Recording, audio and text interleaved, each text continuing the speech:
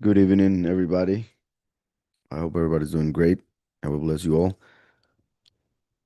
Blessings, Yamil and Omar. I will bless you, my brother. Blessings to Paige as well. Hashaloni. Good to see you, sister. Say hi to Chris Good and evening, your everybody. family. Blessings to Pamela. I will bless you, sister, as well as Yirmiyahu, and those who will be joining us through TikTok. Leticia, bless you. So let's pray so that we can begin the study, which is Isaiah 40. Like I have said, I really love the book of Isaiah, and my favorite part is from now on. So let's pray so that we can start. Father Almighty Yahweh, thank you so much for allowing us to do these virtual studies. Thank you for every single person who may be listening and those who will listen in the future. We ask you, Father, that your presence may come to us and be with us through this teaching and help us to learn from the book of Isaiah.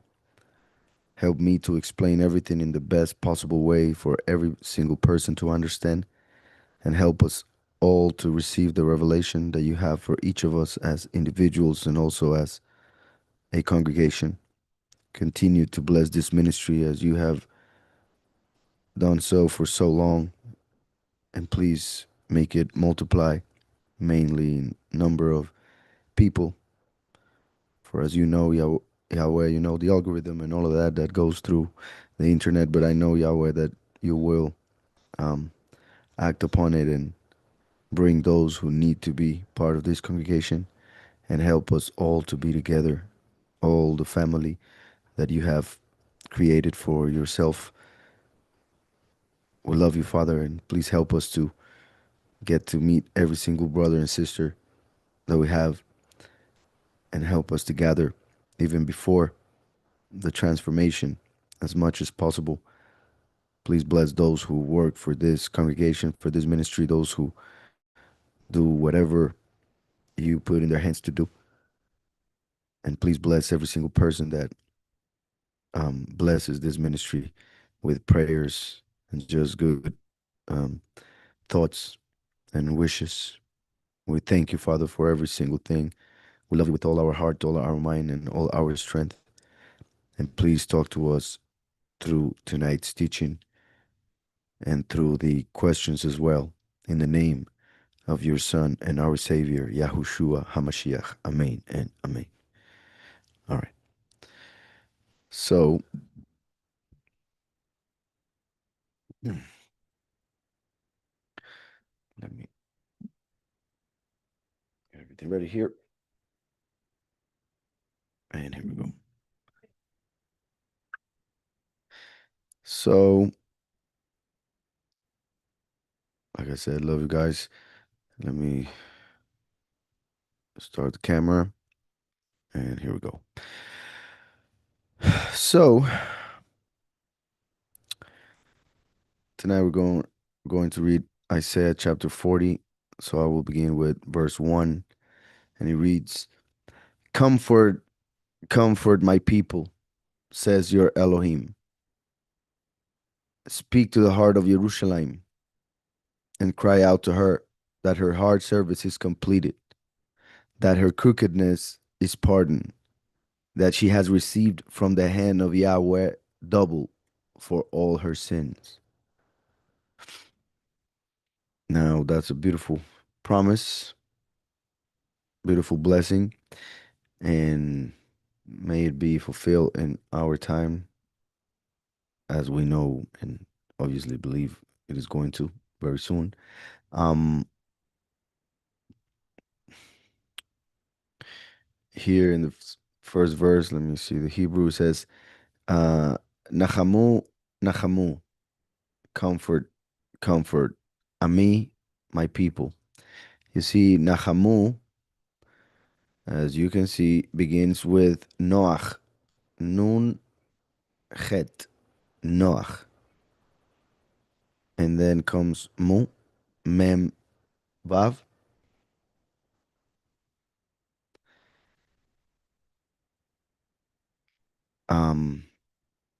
So Naham is actually the verb, and the Vav is there to conjugate the verb. But I wanted to mention it for a couple reasons. One, remember that the Messiah said that when he was going to the Father, he would send a comforter. And now we are reading here, comfort, comfort my people. And that comforter that Yahushua mentions in Hebrew is called um, Menachem. Menachem has the same root, is the same as Naham, as you can hear. The only difference would be for this mem to be, well, another mem to be at the very beginning. So Menachem or Menachem, as you might have heard it. So um, that is one thing which shows the connection between this chapter, this verse, and what Yahushua promised us regarding the Ruach HaKodesh who would come to comfort us. However, remember that just as Messiah came and the Ruach came down on him as a dove, when the last manifests, um, something similar happens now in a spiritual sense, since John the Baptist mentions it in a very literal sense. Then we would think the second manifestation would be in the spiritual sense, but it might happen something similar. Either way, the point is that just like Yahushua is connected to the dove, um, the last is connected to the turtle dove, which are very similar birds that are mentioned in the scriptures, but there's a difference as shown in the scriptures because they represent the ruach of truth and the ruach of prophecy, representing the first and the second manifestation. So when Mashiach came, he came as the truth. So that's the spirit that came down upon him. So the last comes as the prophet, right? So remember that the spirit of prophecy is the testimony of Mashiach. And the testimony of Mashiach pretty much are the good news. And the good news will comfort you. So the one that testifies of Mashiach, saying that he already won, is comforting those who will listen and believe in those words. So when Yahushua speaks of the Comforter, he is not only, which he is in a level of interpretation and the most simple level of interpretation, which is the one that Christians believe or understand, and is that he would send the Spirit of Truth or the Ruach Hakodesh, as they would say. Well, they would say it. Holy Spirit, as they say in the word in the world. However, remember that holy comes from the worship of the Son, so that's why we don't use that word when it comes to the Spirit of Truth or the Spirit of the Father Creator. So, um, Yahushua, the Spirit of Truth; the last, the Spirit of Prophecy. Those two parts are of the same Ruach HaKodesh, the Spirit of Yahweh separating itself in two for two manifestations, for Yahweh is first and last. And Yahushua said that the coming of the last, the coming of the Son of Man, would be like the days of Noach. So we see that Noach is part of the word comfort. And Noach himself was also called, according to Judaism, Menachem, because through what he would do in his life, he would comfort the world in the sense of purifying it from all the sins or all the evil people. So we have here the word that connects us to what Mashiach promised regarding the comforter that would come to testify of him, which on a deeper level refers to the coming of the last to testify of Yahushua. As Yahushua himself said in Revelation 22, I am sending my malach, my angel, to testify of these things in the congregations. So then we also have the fact that Yahushua said that the coming of the Son of Man would be like the days of Noach. And we have here the name Noach appearing twice because he mentions the word twice, which takes us to the next part, which is the fact that there would be 2,000 years after Mashiach came. So Yahushua came as the first, and then the congregation would wait 2,000 years for the manifestation of Menachem, or the manifestation of the last as Noach, to come and comfort the world. So now let me continue. All right. So Comfort, comfort my people, says your Elohim. Speak to the heart of Jerusalem and cry out to her that her heart service is completed. This is also interesting because if her heart service is completed, that would mean that we have reached the Shabbat, meaning that in the sense of what I've been talking about, Yahushua came and died on the year 4000. So there would be 2000 more years, as we know throughout scriptures, that since Yahweh created the world in 6 days, the um, time of human history would be 6 millennia, because for Yahweh, one day is like 1,000 years. So there would be 6,000 years of hard service. Yahweh rested on the seventh, and therefore the fulfillment of these words would happen when we come to the seventh millennium, which is about to happen, and it would happen 2,000 years after the coming of Mashiach. Just like here, comfort appears twice, representing those 2,000 years, I repeat.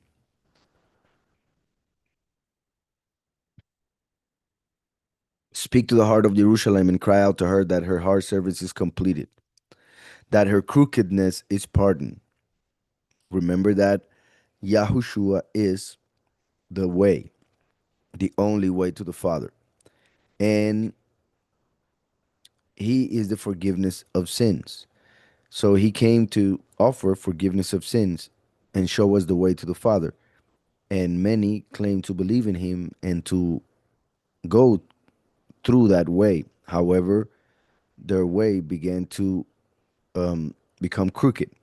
And that is what the apostasy is, the apostasy of the past 2,000 years, in which people have been worshiping a false doctrine, a false mighty one through a false doctrine.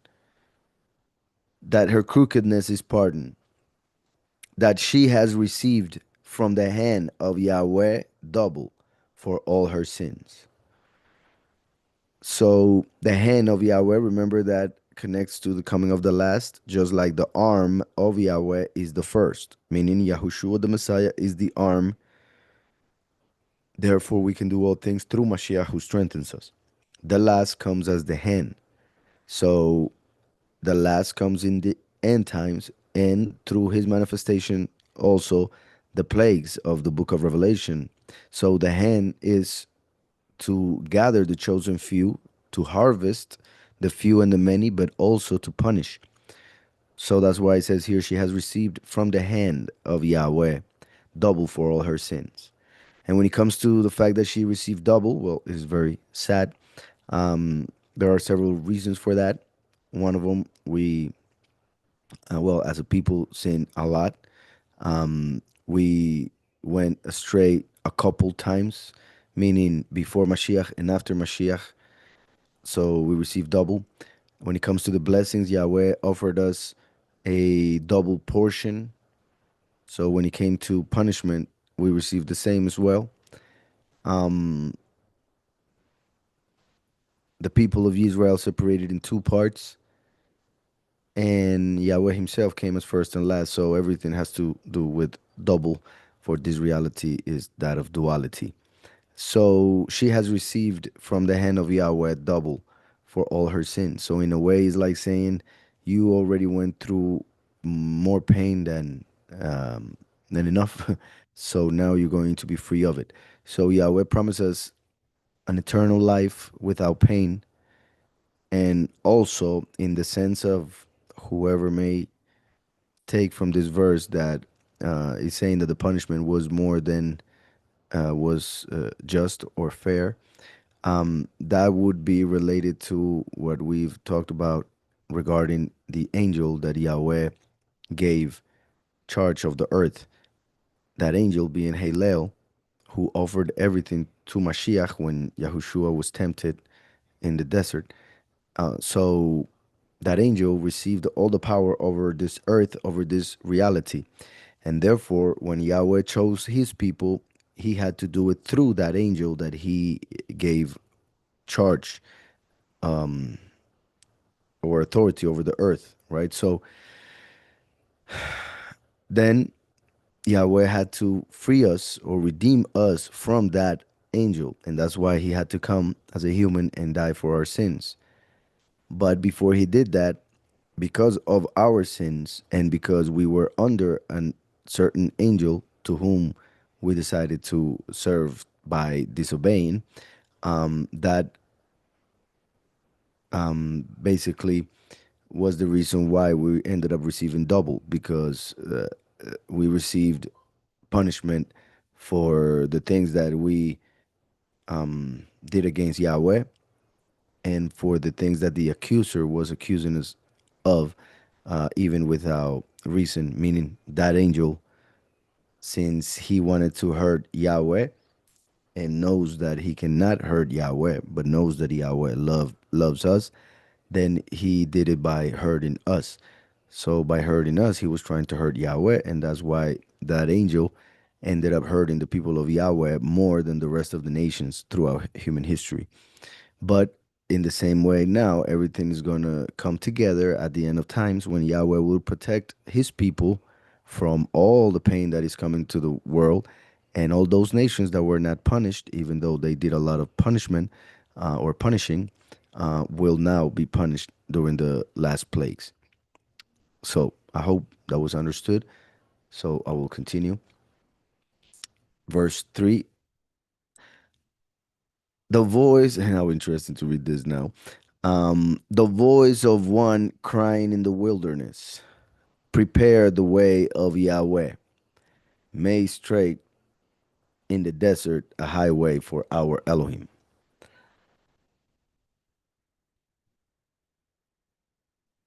This right here is a prophecy of the coming of John the Baptist, Yahuchanan the Immerser, he who would prepare the way for the Messiah. So, remember what I have mentioned so far. All right, so these two verses, very powerful. I mentioned how, because of what is said, they perfectly fit our time. Comfort, comfort, 2,000 years after Mashiach. Noach in the word. Menachem, another word used by Yahushua referring to the end. Also referring to hard service being completed, which happens after 6 days, not four. Her crookedness is pardoned. Crookedness, which happened during the past 2,000 years, which is the apostasy. However, I already mentioned as well how this can fit the time before Mashiach in the sense that we were disobedient before Mashiach and after Mashiach as a people, sadly. Reason why for the double payment.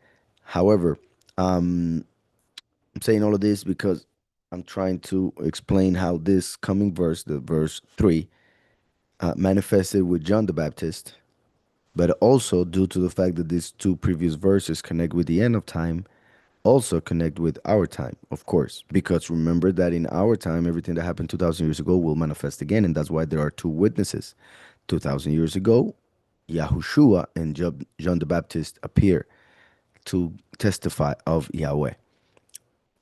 John the Baptist testified of Mashiach being the lamb sent by Yahweh, and Yahushua spoke of Yahweh and the time of the end when two people, just like them, would manifest, as we read in Revelation 11. So that's why there are two manifestations of everything: comfort, comfort, because she received double for all her sins, and two witnesses manifest, as they did already twice, 2,000 years ago, and now in our time. So, something very important here as well. As you may remember, when John the Baptist was preaching, when John the Baptist was preaching, um, he was asked by messengers sent by the Pharisees if he was the Messiah, if he was Elijah, or if he was the prophet. That appears in the book of John, chapter 1. I'm not going to go read it because it's very powerful. And if I read it, I'm going to stay there for a while and explain a lot more. So I'm just trying, unless you guys ask anything, of course, if you want me to go read it, I'll go. I'm just trying to keep it as short as possible because there's a lot of information. So When the Pharisees sent people to John the Baptist, they asked him if he was the Messiah. He said no. They asked him if he was Elijah. He said no. And they asked him if he was the prophet. He said no. So, right there, people should understand that they knew about three people coming throughout human history. Three people: the Messiah, Eliyahu, and the prophet like Moshe. However, in Christianity, they, for some reason, ended up separating the last one, the prophet, and forgetting about him, or even some, when they take it into account, say that it is the same as Messiah. But why would the Pharisees separate the Messiah from the prophet? Anyways, so John the Baptist claimed not to be neither of them. And there are several reasons why that would be what he ended up answering, even though Yahushua himself said that Eliyahu was Eli, John the Baptist, that John the Baptist was Eliyahu. So Yahushua testified and revealed that Eliyahu was John the Baptist. So a couple possibilities are that John the Baptist did not know who he was in a previous life, which is normal, of course. But another possibility is that he knew he was Eliyahu, but he wasn't the Eliyahu of the end of time for whom they were asking, and that would be the reason why he said no. Because Eliyahu would have to come to prepare the way for Mashiach, and then 2,000 years later, with the witness like Moshe. So here we have the verse where it says that he would prepare the way. However, in this verse, Yahweh did not reveal that this was Eliyahu. So if Yahweh used this verse to talk to John the Baptist and John the Baptist to understand who he was, perhaps since this verse does not mention the name Eliyahu, perhaps John the Baptist did not know that he was Eliyahu, even though he knew he was a prophet of Yahweh through this verse. Because when they asked him who he was, who are you then? What do you say about yourself? He said, I am the one, the voice of one crying in the wilderness, right? So um, he sent those messengers back to the Pharisees basically empty. Because I repeat, he told them that he was none of those three people that had to appear. Because in his mind, he was this verse 3 right here. And in this verse, the name Eliyahu doesn't appear. So we read, and it says, the voice of one crying in the wilderness. Remember that he was in the wilderness. He would live in the wilderness. And it says, prepare the way of Yahweh, make straight in the desert a highway for our Elohim.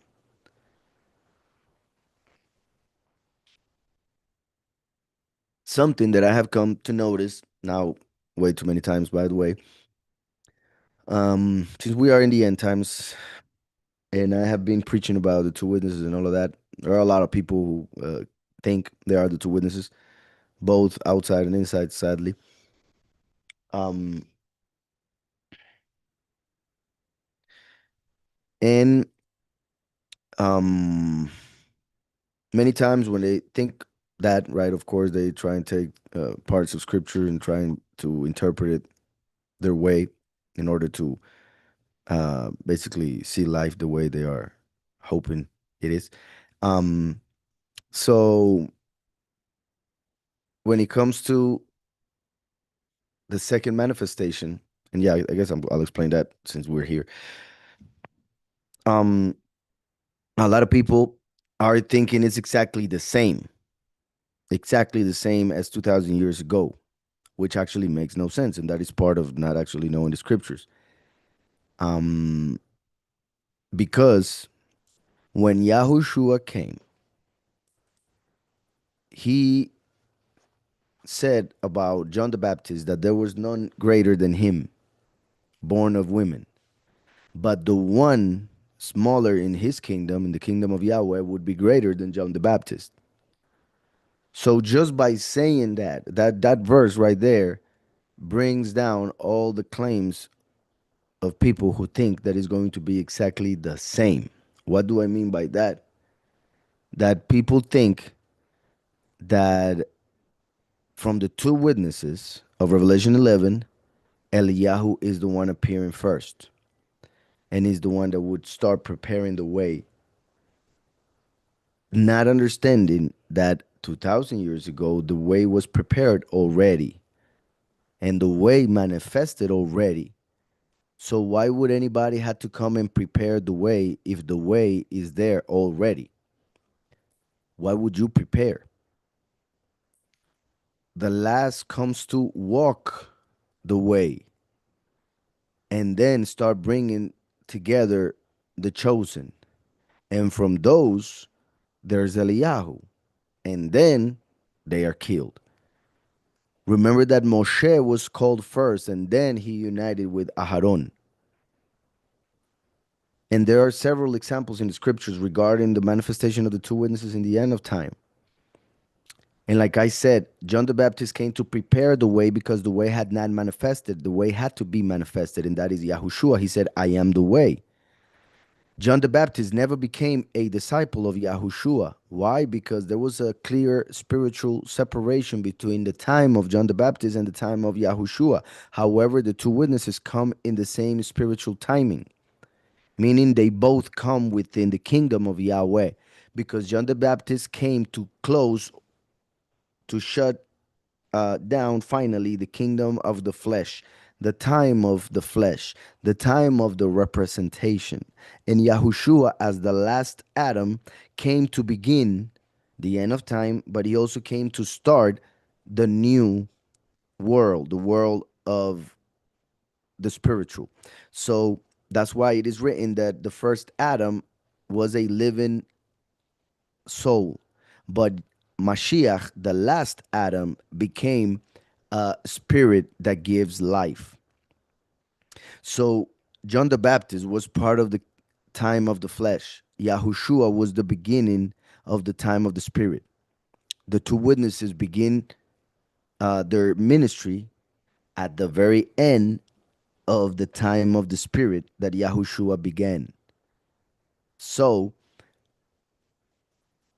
that means that there is nothing to be prepared because John the Baptist already did the preparing 2,000 years ago. And why would you prepare for the way if the way manifested already 2,000 years ago? So this time that part is different because the preparing, I repeat, already happened. The voice of one crying in the wilderness. Now, in the sense of our time, obviously, and this would be part of the reasons why the name Eliyahu doesn't appear anywhere here, because in a way, Yeshayahu fulfilled this, because Yeshayahu was crying out all this to the people of Israel. So, um, if we are in, well, as we know, we are in the end times, and there had been almost 2,000 years of apostasy. The apostasy is pretty much a wilderness, spiritual wilderness. So, when any of us speak to those who are in the apostasy about the fact that the prophecies are about to be fulfilled, those of the end times, then in a way we are preparing the way for those manifestations to happen, of course, right? So, but all has to do with the level of interpretation and the context that we use to interpret it, right? In this case, our context when it comes to our time in human history. So it says, the voice of one crying in the wilderness, prepare the way of Yahweh, make straight in the desert a highway for our Elohim. Now, also, this confirms something else. And now that I mentioned everything that I mentioned, I think I gotta go also to Malachi.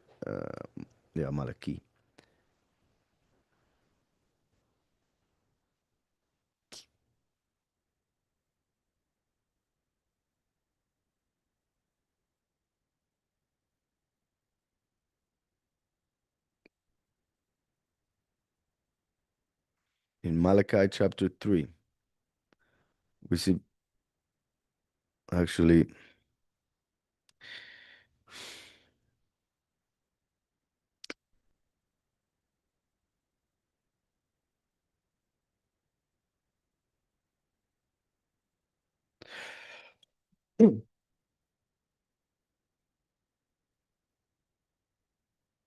now listen to this. Chapter 3 of Malachi or Malachi, verse 1. Just this verse, we don't need anything else from scriptures. Just this verse explains and shows the order in which the three people that Yahweh would send to the earth would manifest. Yahweh would send three people to the earth throughout history: Eliyahu, the Messiah, and the prophet like Moshe. Now, Eliyahu came before the Messiah, more than a thousand, well, yeah, hundreds of years before the Messiah came, Eliyahu came. That's why he appears in the book of Kings with that name, Eliyahu, and that's the name that stuck. Then he comes back to accompany Yahushua as John the Baptist. Yahushua is the Messiah. So now we have Eliyahu, now the Messiah with Eliyahu. And like I said, the order was Eliyahu, the Messiah, and the prophet. So Eliyahu came in the book of Kings. Then he came back with the Messiah. Then they left. And now the last is coming and Eliyahu by his side.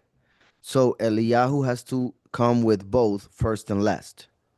Eliyahu came in the book of Kings way before both first and last. So the order in which those three people whom Yahweh promised would manifest would be Eliyahu, the Messiah, and the prophet.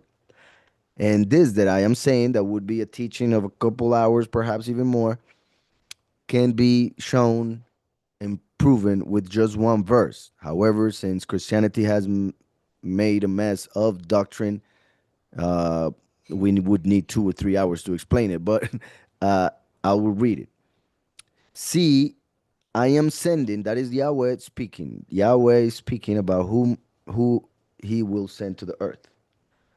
See, I am sending my messenger, and he shall prepare the way before me.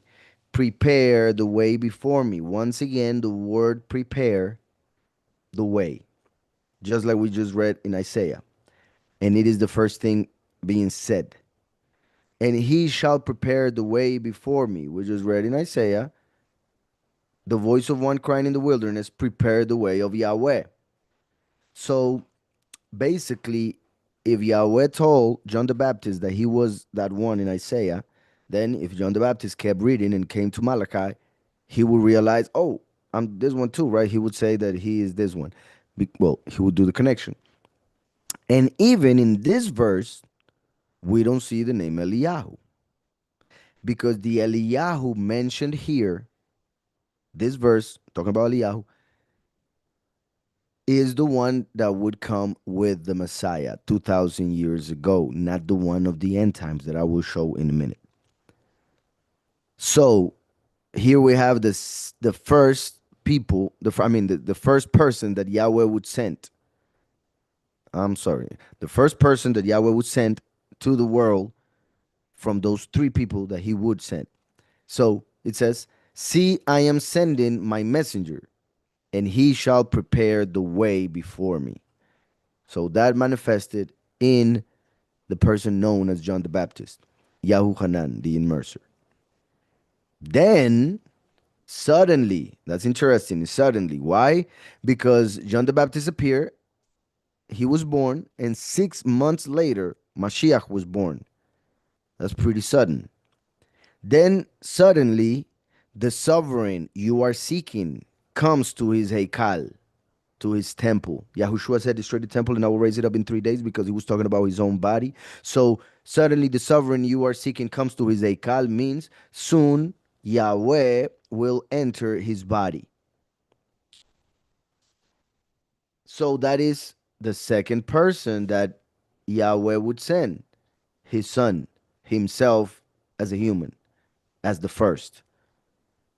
And then he says, even now we go to the third person, who is the last, even the messenger of the covenant, the malach, that would be Mikael of the covenant. Yahushua fulfilled the new covenant. The last comes to confirm that covenant, as we read in the book of Daniel.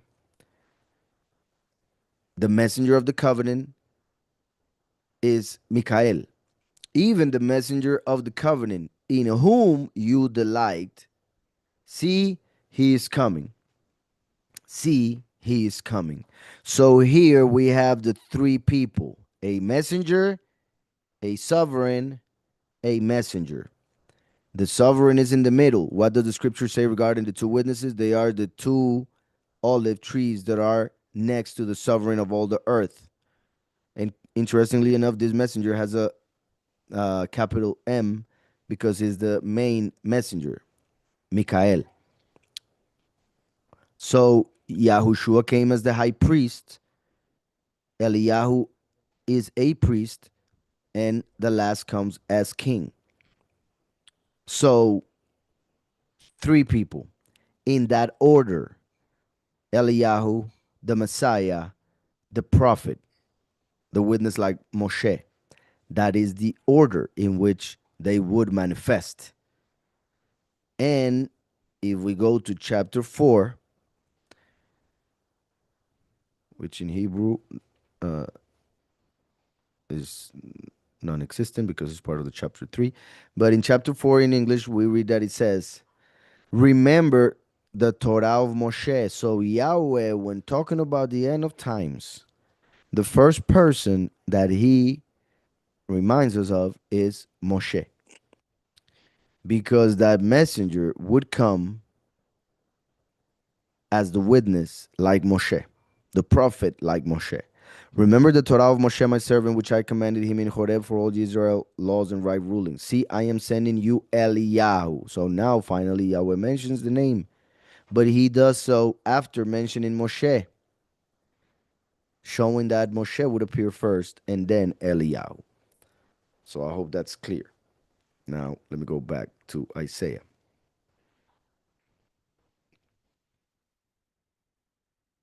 The voice of one crying in the wilderness, prepare the way of Yahweh, make straight in the desert a highway for our Elohim.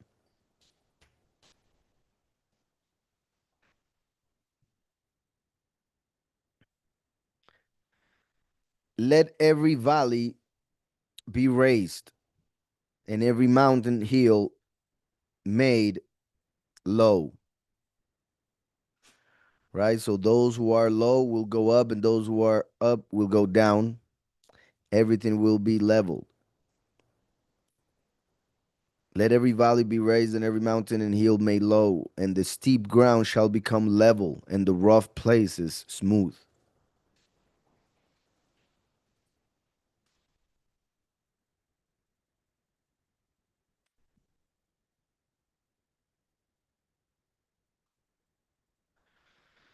Verse 5, and the steam of Yahweh shall be revealed.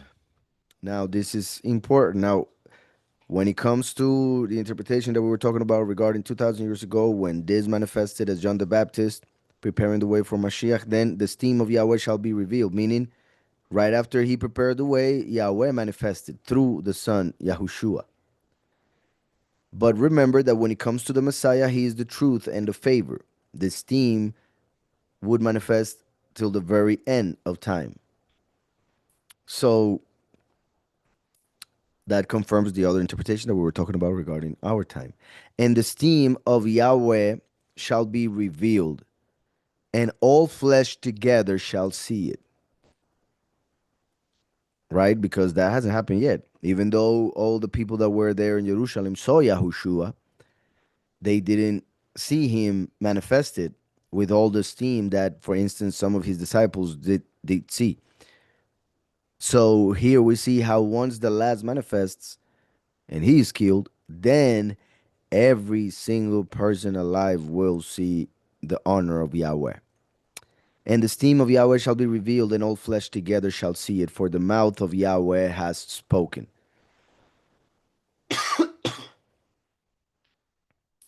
The voice said, cry out.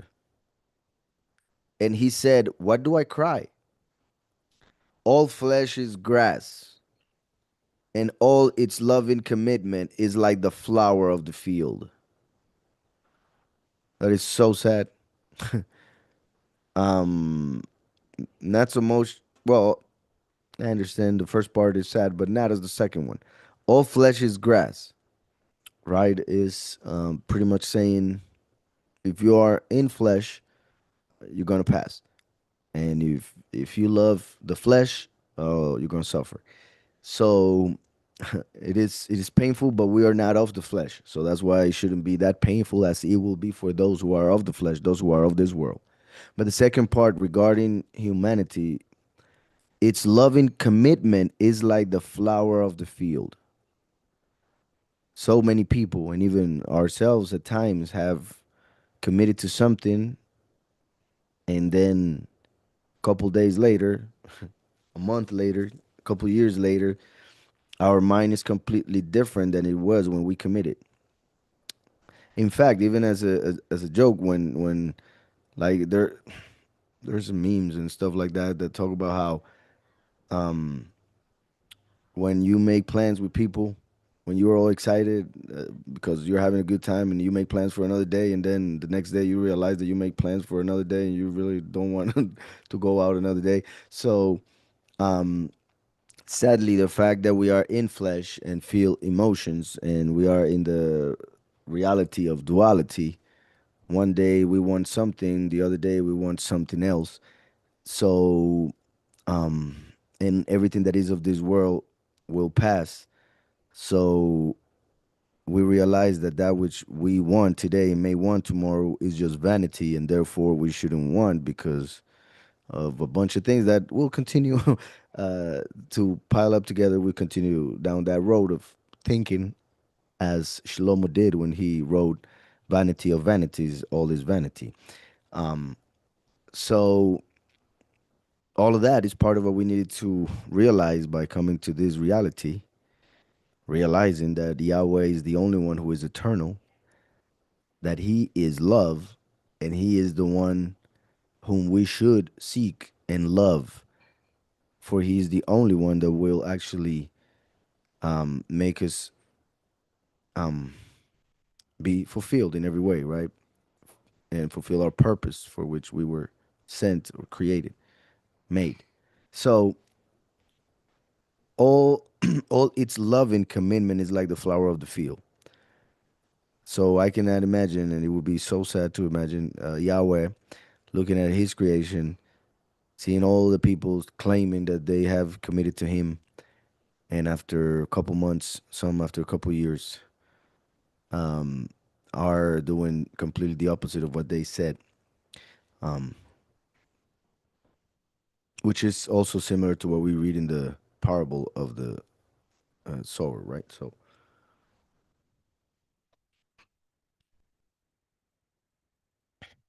and all its love and commitment is like the flower of the field.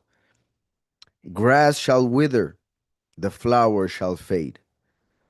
That's why we need to persevere till the end, because the enemy, through time, through emotions, through imagination, will focus always on making your loving commitment fade.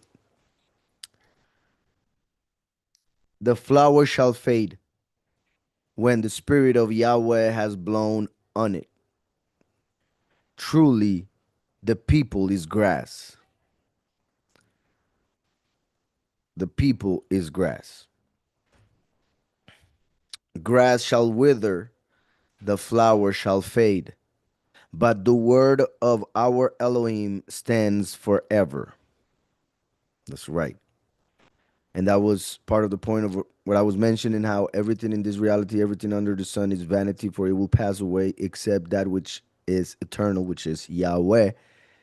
And as we know, Yahushua, his son, is the word, is his manifestation in the flesh. He is the word.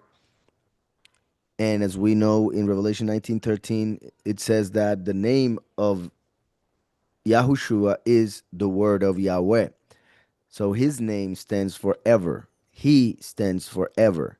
So if we want to stand forever, we need to allow his word to dwell within us so that we may not be like the grass that will pass. Grass shall wither, the flower shall fade, but the word of our Elohim stands forever. First Peter 1:24. Let's go and read that.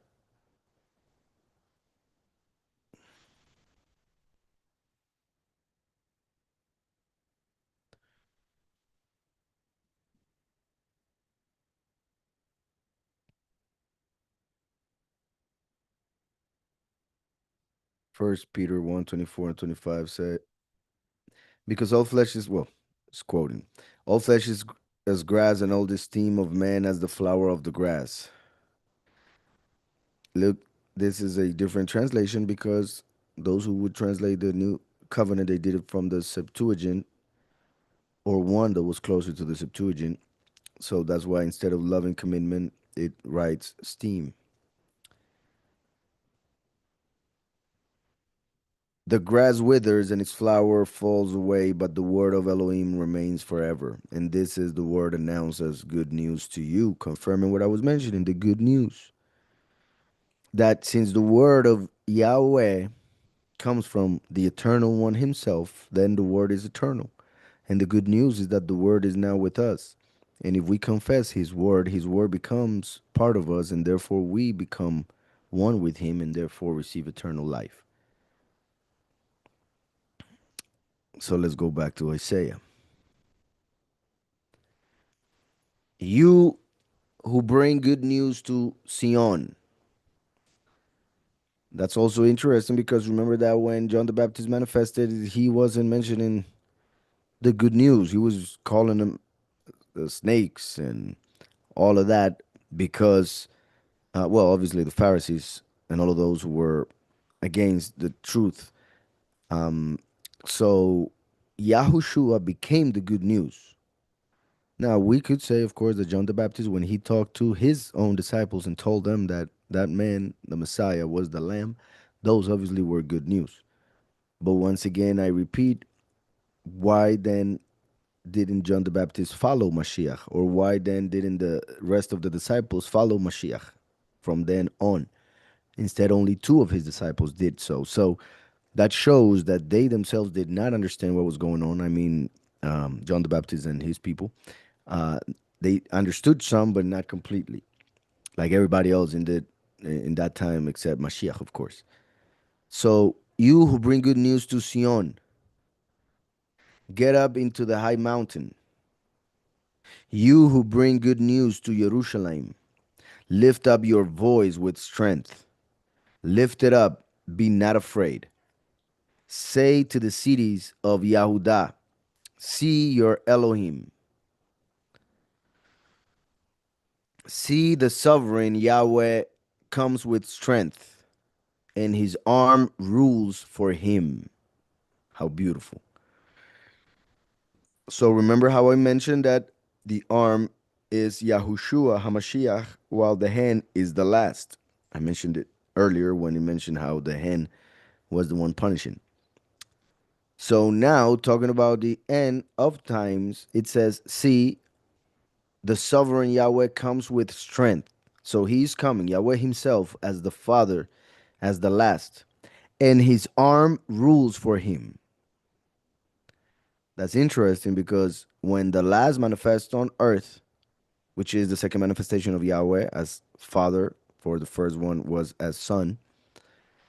When the last manifests on earth, Yahushua, the arm of Yahweh, will continue ruling in heaven at the right hand of the throne.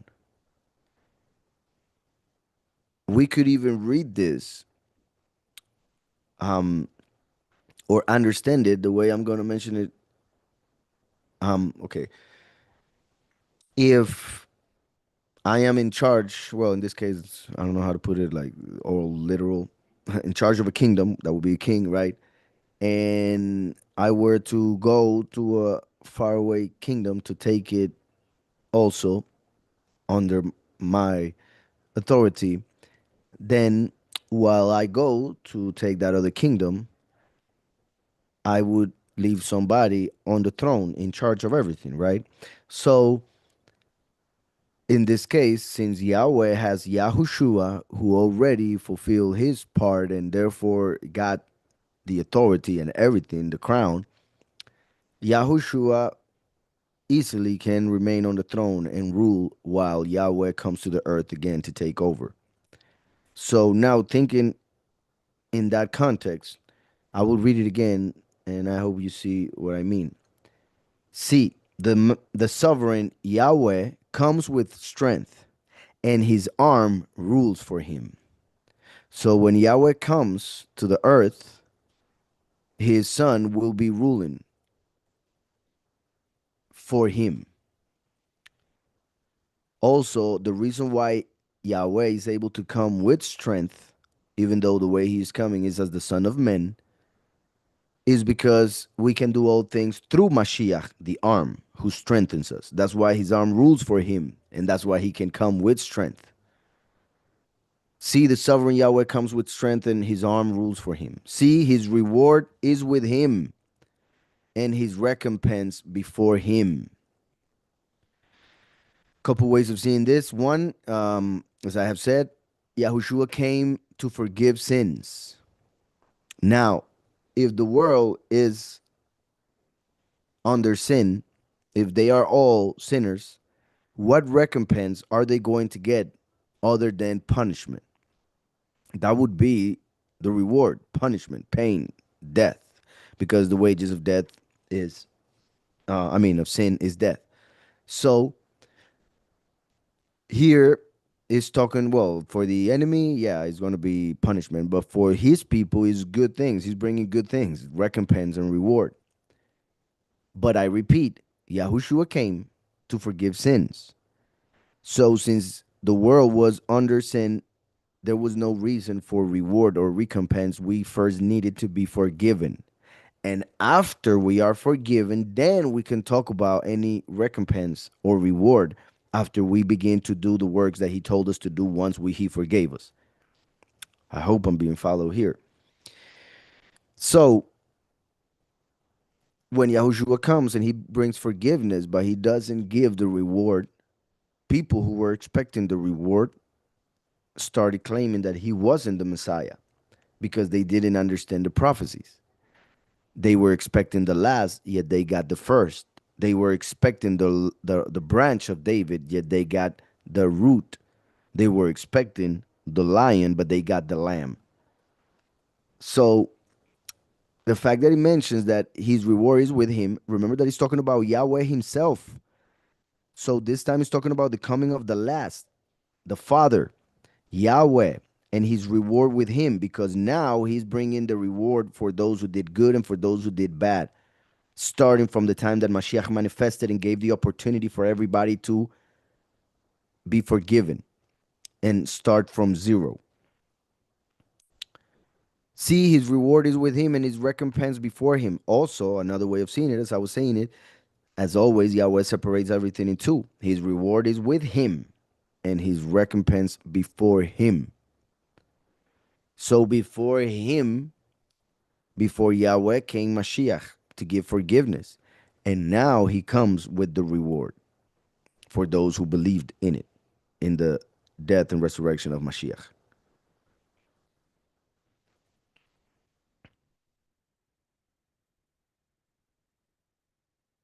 He feeds his flock like a shepherd.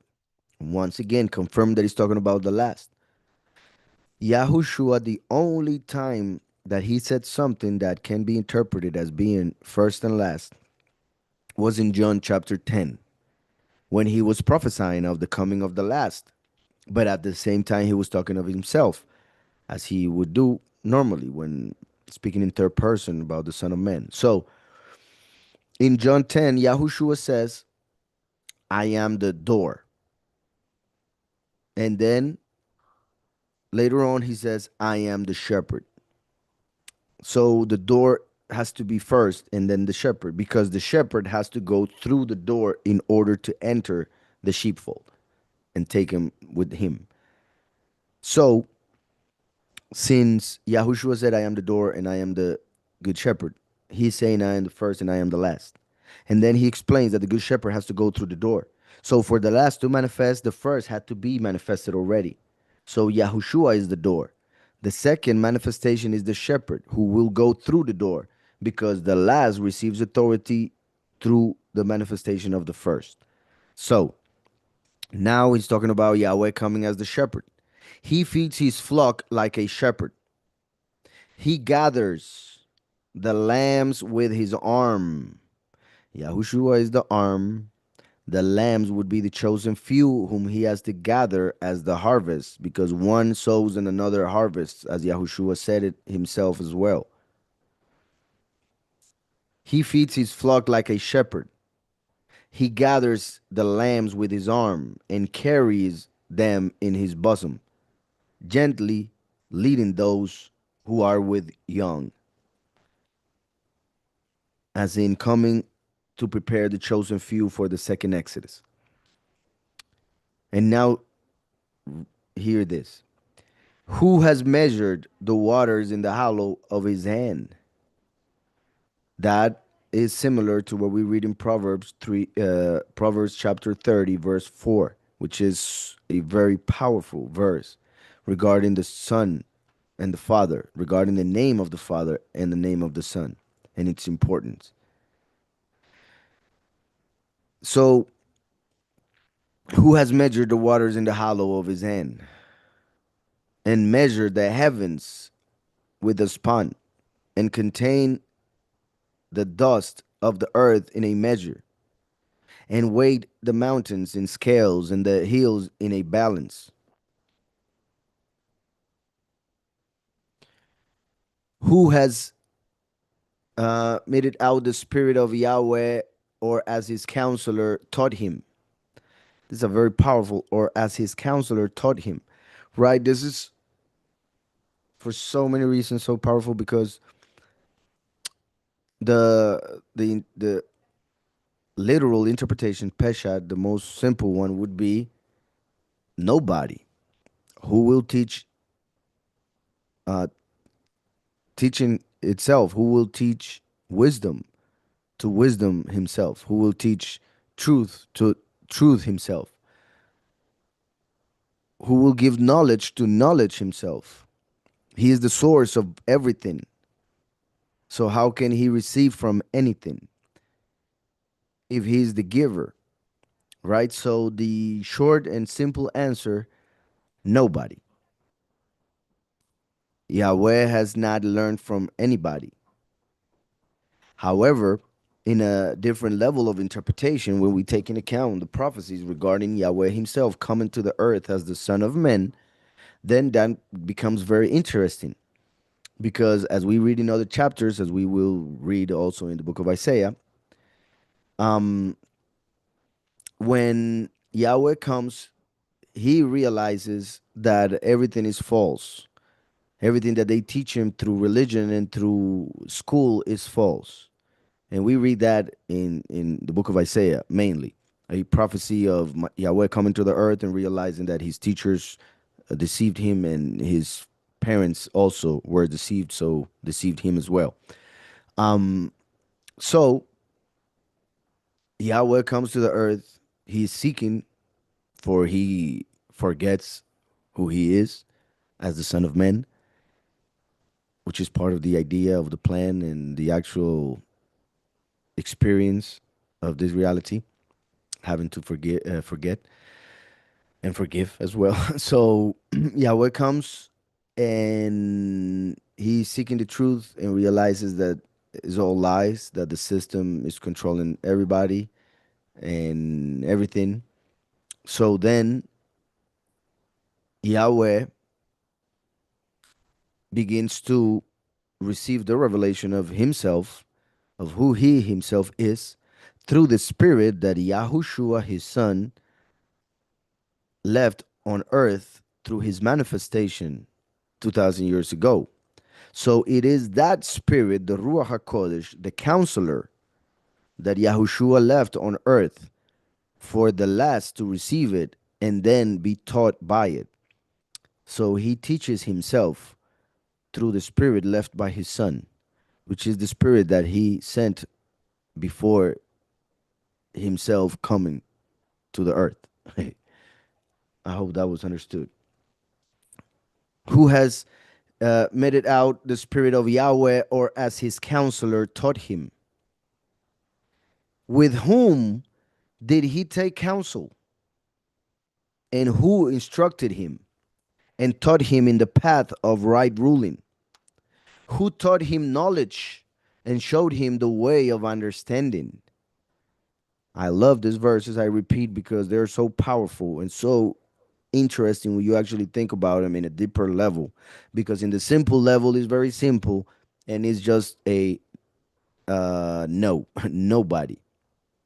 That is just a rhetorical question saying it is impossible. Makes no sense, right? So, how can you think that he's going to make a mistake?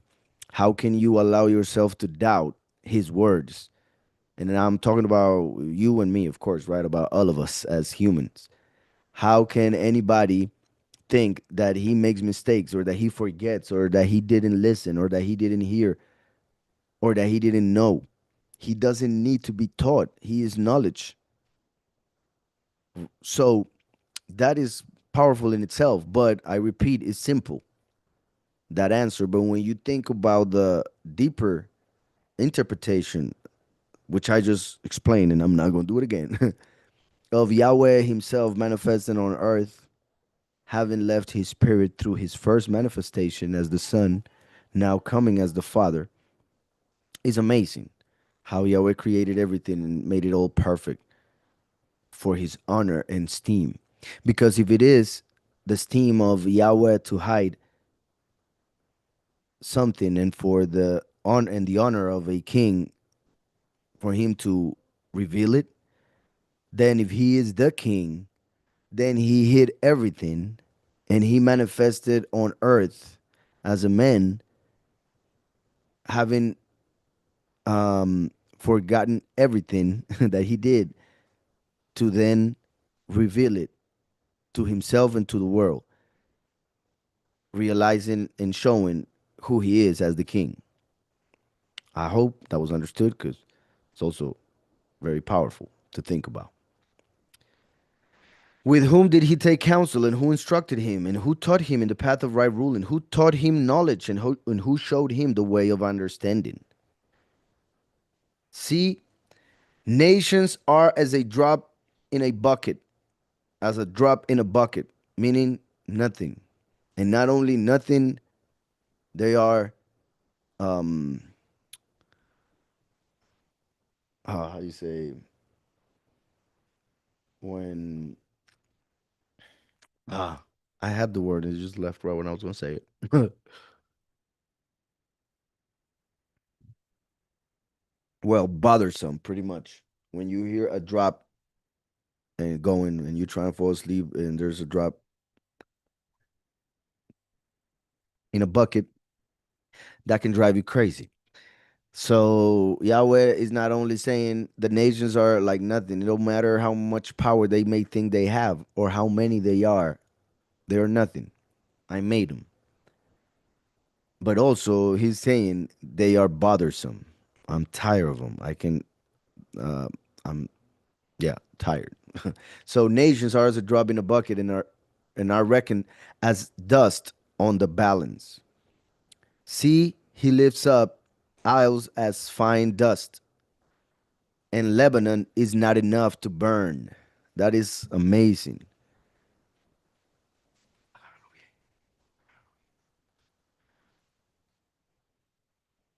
And Lebanon is not enough to burn. Lebanon is known for its trees. Now, it doesn't matter like what trees you have seen or I have seen in your lifetime. It doesn't matter how big they may have been, even if you saw it through a picture. none of them compared to the trees that were found at Lebanon back in the day. Their size and their beauty. So the fact that Lebanon was filled with huge trees, and the fact that Yahweh says in Lebanon is not enough to burn, is saying the fire that will manifest in the end of times is going to be extreme, and not and all the wood in Lebanon wouldn't be enough. Wouldn't be enough. All the wood wouldn't. Okay. So, and Lebanon is not enough to burn, nor its beasts enough for an ascending offering.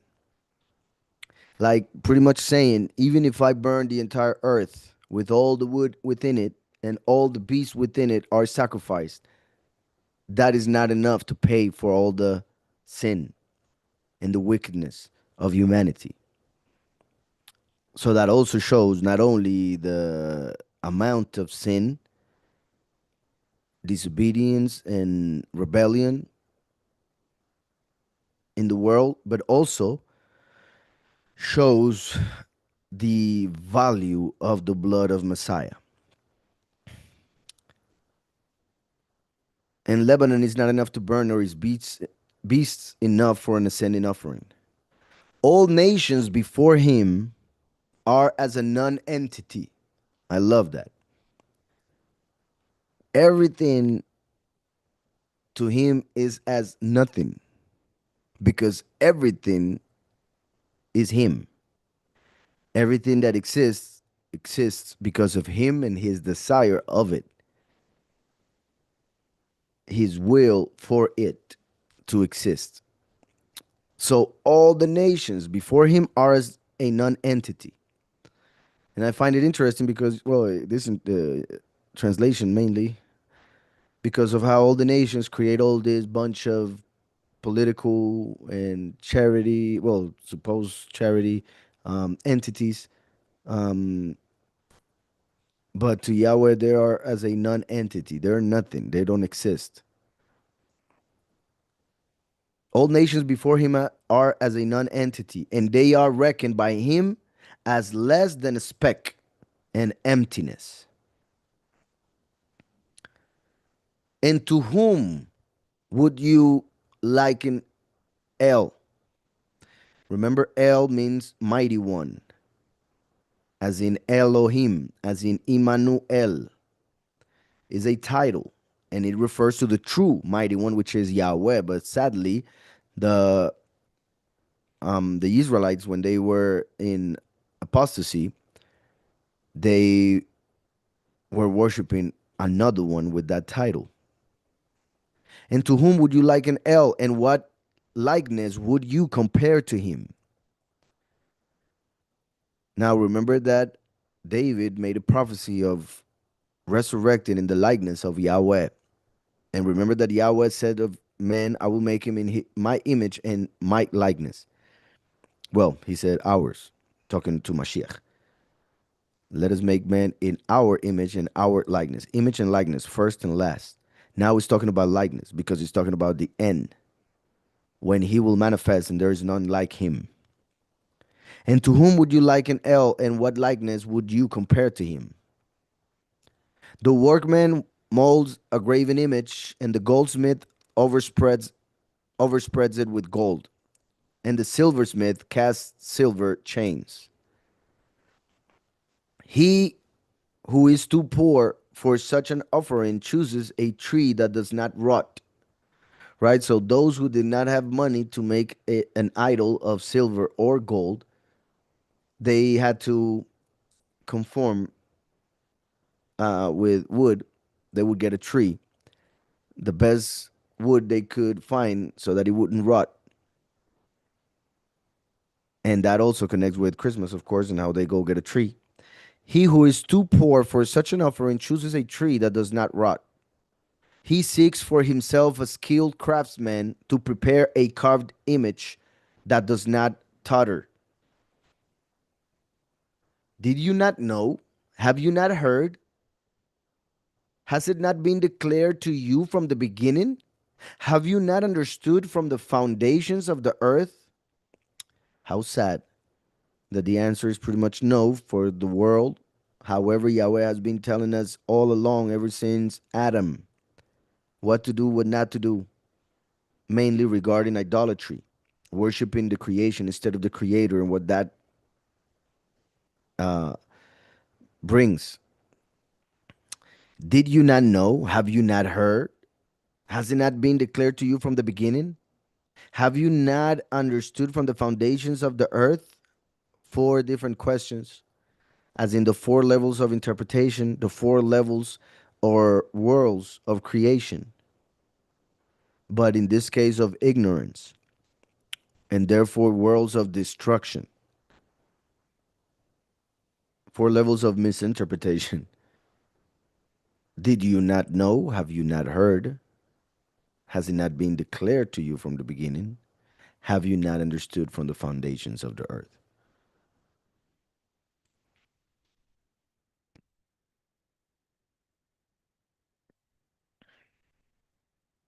Absolute emanation would be, did you not know?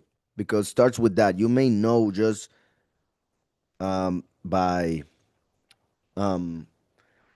how they say, intuition, or by just the fact that Yahweh reveals it to your heart, just by the fact that eternity is in the heart of every man, etc., etc. There are things that we just know.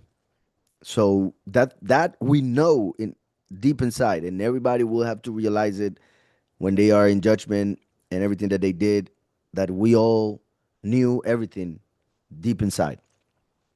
So did you not know that is absolute emanation, the knowledge that emanates from you because of what Yahweh plays within you? Have you not heard? That would be Beriah, the world of creation.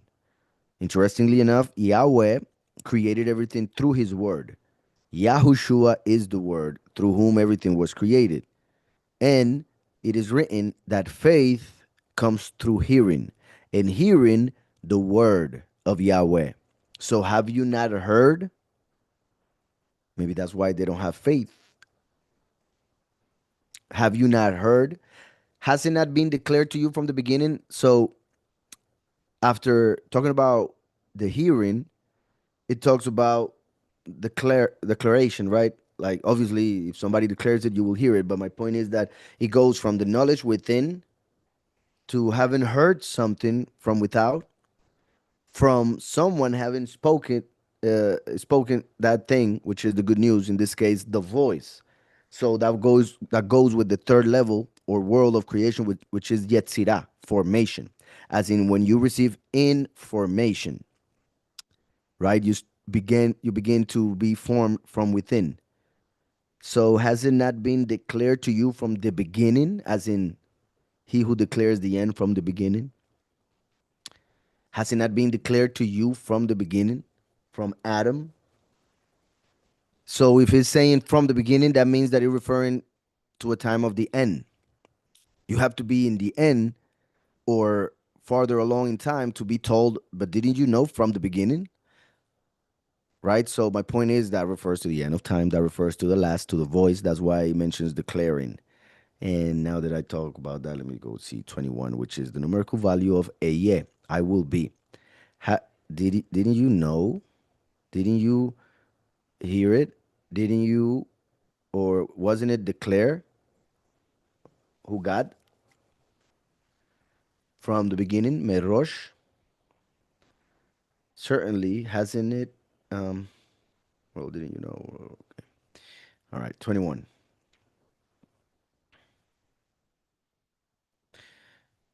And then have you not understood from the foundations of the earth? So it goes down all the way to the foundations of the earth, to the lowest level of interpretation and the lowest world of creation, which is Asiya, action. It is he who sits above the circle of the earth. So beautiful. The circle of the earth. It doesn't say the ball, the sphere.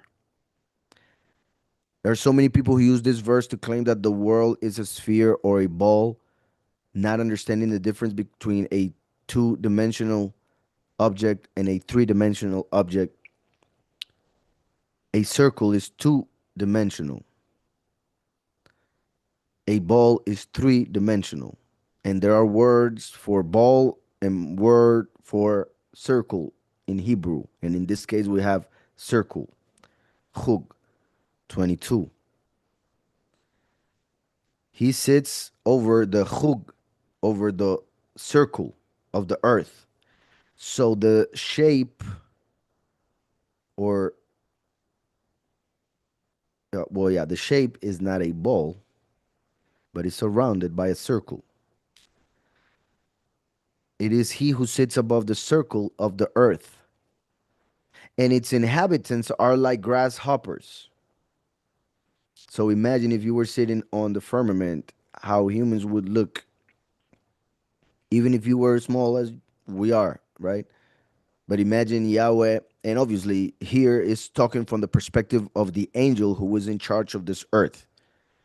Yahweh, so that we would understand from the perspective of humanity, created a middle perspective, created a middle reality, that of the angels. And in that reality, he created an angel to represent him. So he's talking from that perspective because obviously Yahweh is invisible. And when it comes to the eternal, there is no size because size refers to something that is material. It is he who sits above the circle of the earth, and its inhabitants are like grasshoppers, who stretches out the heavens like a curtain and spreads them out like a tent to dwell in, like a tent.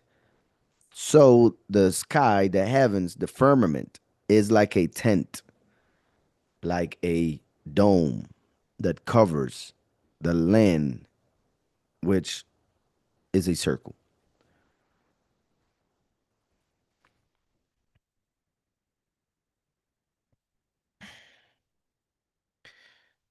So spreads them out like a tent to dwell in. Who brings princes to naught shall make the rulers of the earth as emptiness. Hardly have they been planted, hardly have they been sown, hardly has their stock taken root in the earth, when he shall blow on them and they wither, and a whirlwind take them away like stubble. And to whom then do you liken me? Or to whom am I compared? Says the set apart one. Lift up your eyes on high and see who has created these. He's bringing out their host by number. He calls them all by name. By the greatness of ability and potent of power, a man is not lacking. This is a very powerful verse. Now let me go to the concordance for a second.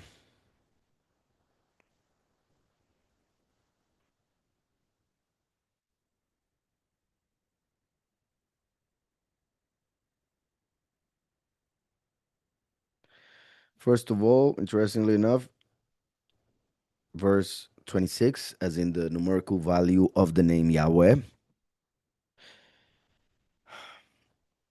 even the fact that it is chapter 40, like the 40 jubilees between the first and the second manifestation, or the 40 years in the desert before entering the promised land.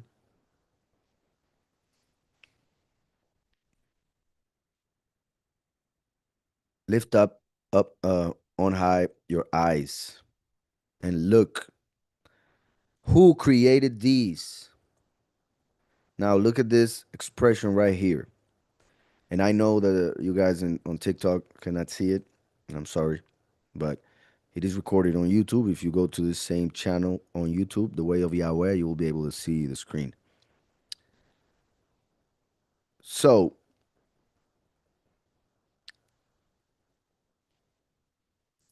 mi bara ele. That means who created these. I will show it here. Who hath created these? Me, bara, ele. All right. Now, I wasn't thinking about showing it, but I guess I'm gonna have to since I already came here. Um, Remember, I mentioned Proverbs 30, verse 4. Very powerful verse that I have mentioned many times and explained here.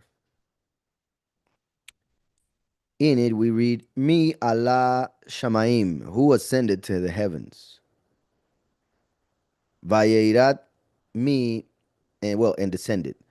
Mi Asaf Ruach, who gathered the spirit. And then it continues, me, me. It mentions the question me, which means who, four times. And then it asks two other questions, beginning with ma, which means what. What is his name? And the name of his son, if you know it. Those are the two questions with which he finishes the verse. So, like I said, four times he asks who ascended, who descended, who this, who that. Four times. And then twice, what is his name? And what is the name of his son, if you know it? So, four plus two gives us six, right? Like the six millenniums. When did Mashiach died? During the fourth millennium, ending the fourth millennium. And then there will be two for the second manifestation. So in the verse 4 of Proverbs 30, we read a verse that refers to the importance of the name of the Father and the name of the Son, and the fact that the first would manifest in the fourth millennium, in 2 millennium, or 2 millennia after the second or the last would manifest. All right, but the question why I came here, I mean, the reason why I came here is because this question, me, who, we are seeing something similar now in mi bara ele, who created these, right? So you have the me. And also the fact that he had mentioned in the previous verse um, something very similar, right, to what we read here, who ascended to heaven and all of that. Now, in Genesis 1, verse 1, it reads in Hebrew, Bereshit bara Elohim et hashamayim ve'et haaretz. So bara is right here. Bara, you see the second word. So the first word is me, which we found in Proverbs 30, verse 4, asking who ascended and descended, who gathered the Ruach and the waters and the winds. Well, the winds is the Ruach. Then bara, which is he created, as we see in Genesis. In the beginning, he created Elohim, the heavens and the earth.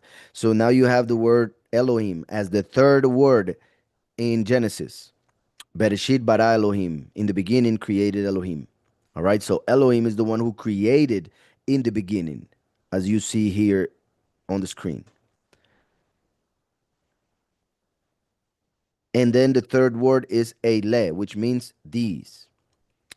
Who created these? So Yahweh is telling Isaiah, or actually anybody who reads the book of Isaiah, look to the sky, look at the stars, which represent the angels, and tell me who created these, right? So we know is Yahweh, that is the answer, the simple answer. But just like in Proverbs 34, which I'm about to show you a very powerful revelation, which I have shown before, but hopefully there are new people today or somebody will hear in the future. Ma Shemo means who, I mean, what is his name? What is his name? And just in case,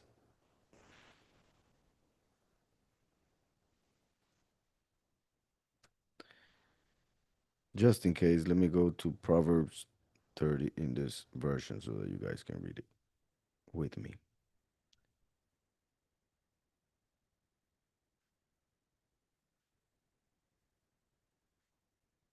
So, verse 4, who has gone up to the heavens and has come down? Who has gathered the winds in his fists? fists, who has bound the waters in a garment, who has established all the ends of the earth.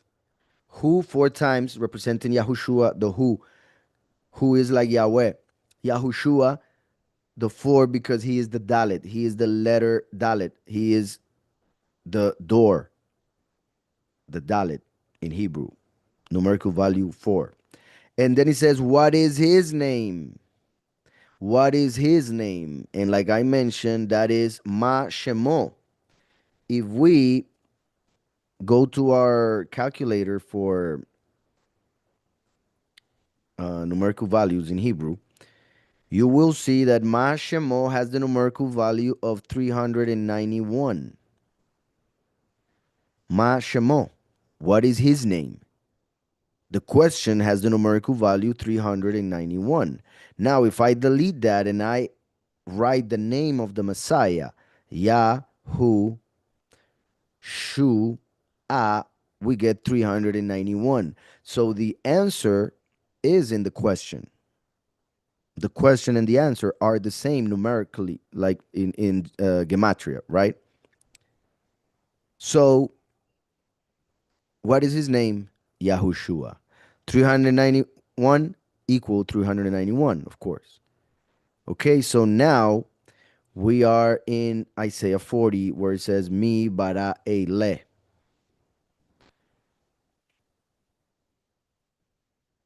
Mi bara ele. 289.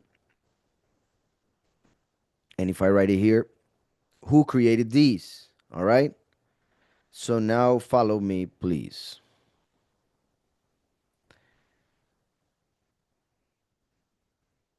I already mentioned bara is the second word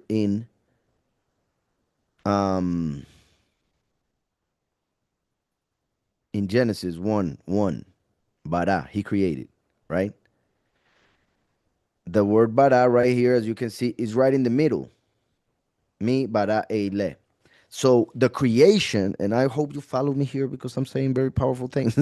The creation, Beria, remember that Yahweh is one.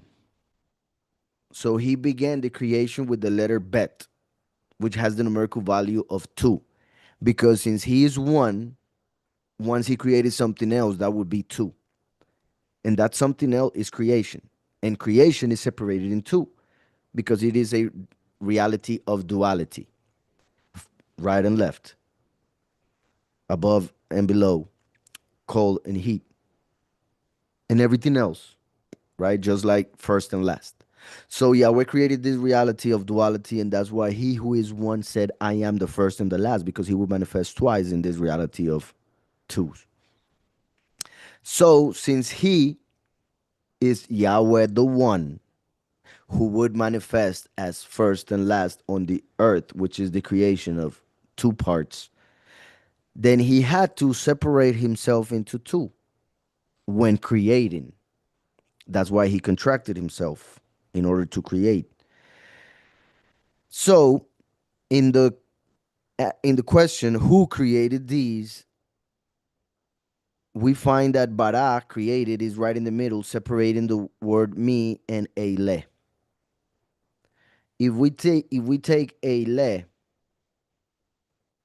and write it right here, ele, and then we get the me and write it backwards, meaning instead of mem yud, we write yud mem. And since it's the last letter we have, the mem would be drawn a bit different, which is the final mem sofit. We got Elohim. So mi ele, separated by the word bara, is the title Elohim, which is plural, mighty ones, separated into two, first and last. So in the question, we have the answer once again. Mi bara ele. Who created this? Bara Elohim. He created them. Elohim. Is that understood? But more than that, We see Elohim separated into two by creation because when Yahweh created, he decided that he would separate his manifestation into two. And people would wonder, who are these? The first and the last. The first and the last. That's why Elohim is plural and that's why it's separated by creation. And even more so, the word bara, if we separate it, we have the son who is the first is Elohim, or the son who would come as the ox, descendant of Joseph, is Elohim. I hope that was understood. So I'm going back to Isaiah. Lift up your eyes on high and see who has created these. Mi bara eile.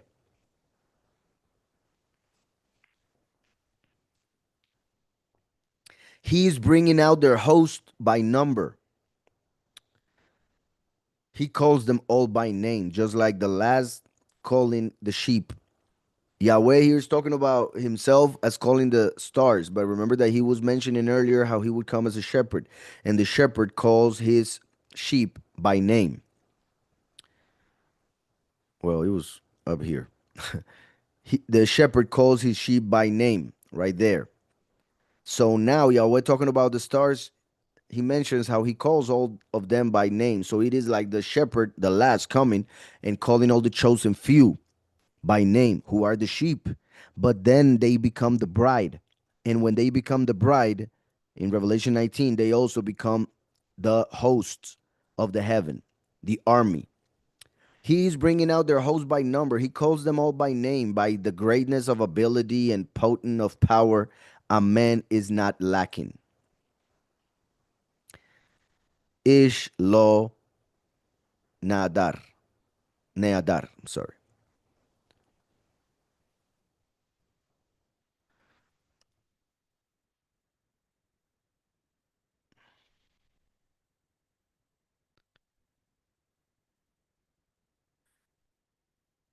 A man won't fail. So, due to the fact that we already have the Messiah in heaven, there is no way that we can fail. In this case, Yahweh coming as a man, the Son of Man. And that's why lift up your eyes on high and see who has created this. Because Yahushua, who is the who, the me, he is already in heaven as our flag. So lift up your eyes on high and see who has created these. Why do you say, O Jacob, and speak, O Israel? My way is hidden from Yahweh, and my rights are overlooked by Elohim, by my Elohim, right? So the people of Israel claim this. They think that Yahweh actually doesn't see, that he messed up, that he, whatever, that he doesn't have all control. And look how it mentions Jacob and Israel because he refers to the many and the few. Why do you say, O Jacob, and speak, O Israel? My way is hidden from Yahweh, and my rights are overlooked by my Elohim. Did you not know? Have you not heard the everlasting Elohim? Like, look how it mentions Jacob and Israel. It mentions his ways being hidden, his rights being overlooked. So Jacob with the ways being hidden, Israel with the rights being overlooked, connected with the name itself. Because Jacob, as an impostor, he did things hidden. He hid from his father that he was Jacob instead of Asaph. My rights are overlooked. Israel is the one who will rule as the mighty one. So he has to understand about right ruling. Yet he believes his rights are being overlooked. Did you not know? Have you not heard? Jacob, Israel. No, heard. The everlasting Elohim, Yahweh, the creator of the ends of the earth, neither faints nor is weary. His understanding is unsearchable. That is so beautiful. His understanding is unsearchable. There's no way that a person can um get to understand completely the plan of Yahweh. There is no way that anybody can understand Yahweh himself. We can only understand as much as he allows us to understand because he himself gives us the understanding.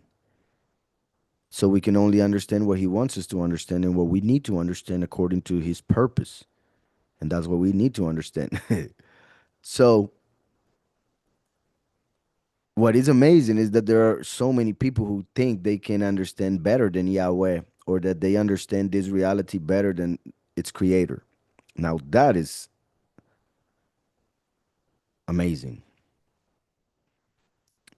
His understanding is unsearchable. He gives power to the faint, and to those who have no might, he increases strength.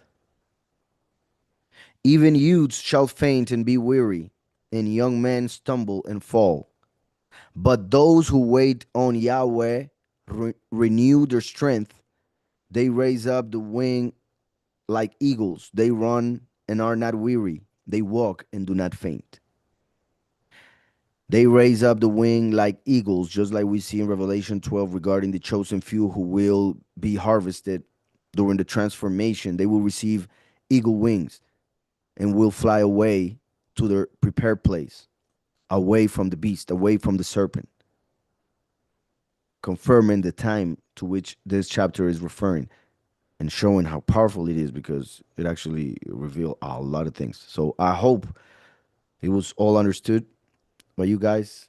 And now it's time for questions. So let's see what we got.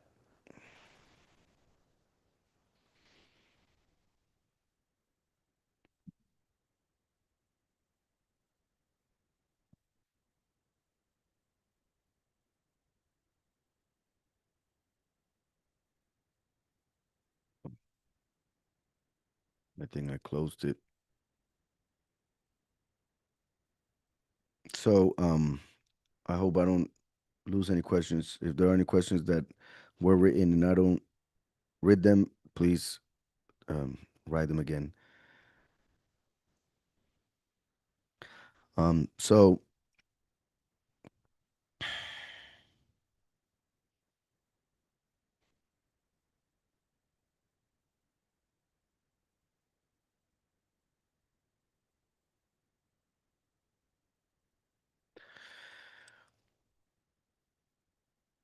no questions on TikTok?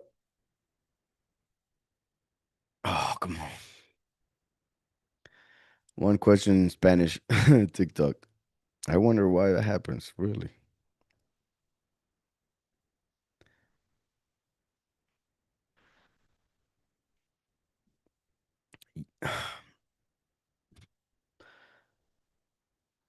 Ya es la abreviación de Yahweh, el que causa la existencia. All right, so now let's go back to English. Um,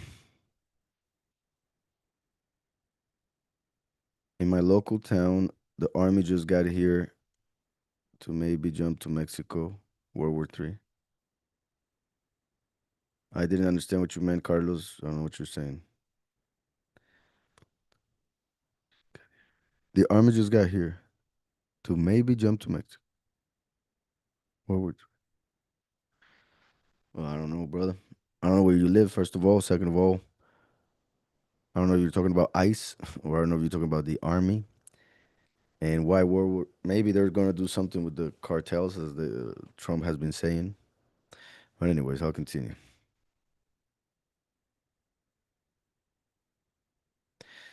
Yeah, Carlos, it's not Venezuela, but it's not Russia either. So there's not much that Mexico can do, really.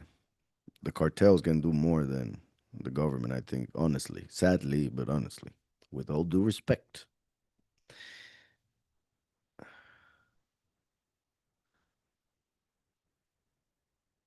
I thought only women used to have those type of feelings.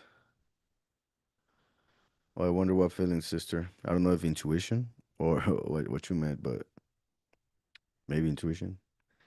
Annoying, yeah, yeah, Omar. I think that was the word I was looking for. Thank you.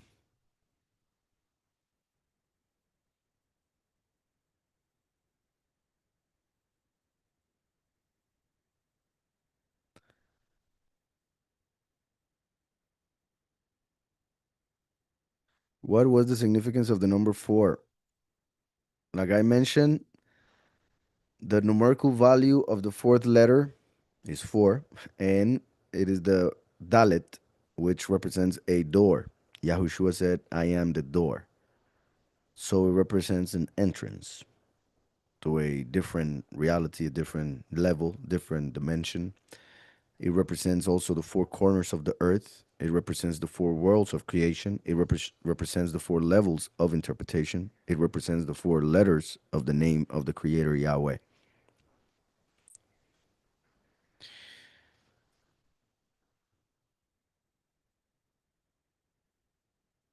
Blessings, Priscilla. Will the last call Philadelphia by name, person by person, like by name and last name to follow him? No. No. The point is that there will be a, like their souls will know each other. They will have a deeper connection. Um, and possibly he will give name to he will give name to some of the chosen few. But after the transformation, yeah, he will give name to all. The 144,000 will all have a new name.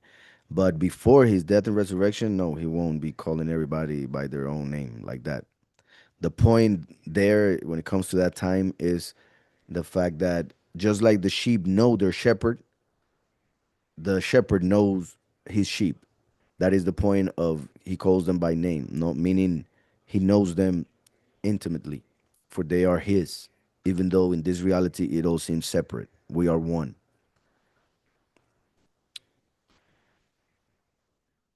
That's right, Uriel. Yeah, will bless you, my brother. All right, so there are no more questions. Which one is the abbreviation Ya or not Ya?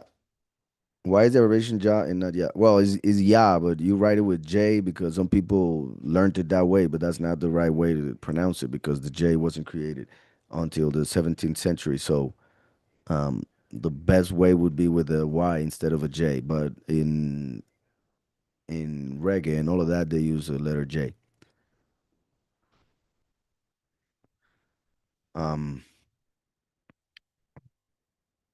so depending on how long coming chapter is,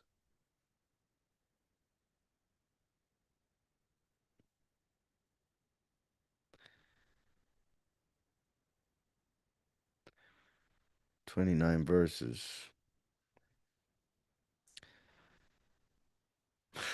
It's up to you guys if you want. Do you guys want to read another one? You guys let me know. I'll give you 1 minute to answer. The lack of questions is what makes me wonder. But also, I'm sure it has to do with the fact that we are few, sadly.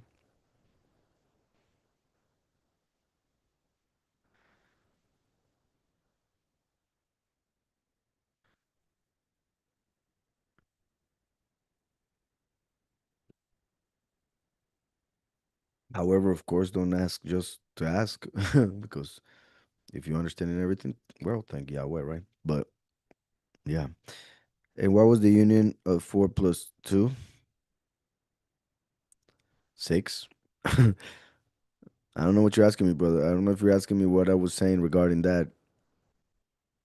I mean, I said a lot, but it was the six millennia of human history. Four millennia for the Messiah to manifest, and then two more for the last to manifest.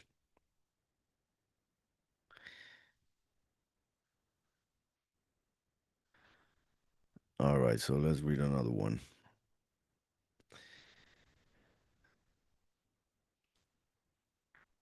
All right, so chapter 41, verse 1. Be silent before me, you coastlands, and let peoples renew their power. Let them come near, then let them speak. I repeat, be silent before me, you coastlands, and let peoples renew their power. Let them come near, then let them speak. Let us come together for right ruling. Who raised up the righteous one from the east?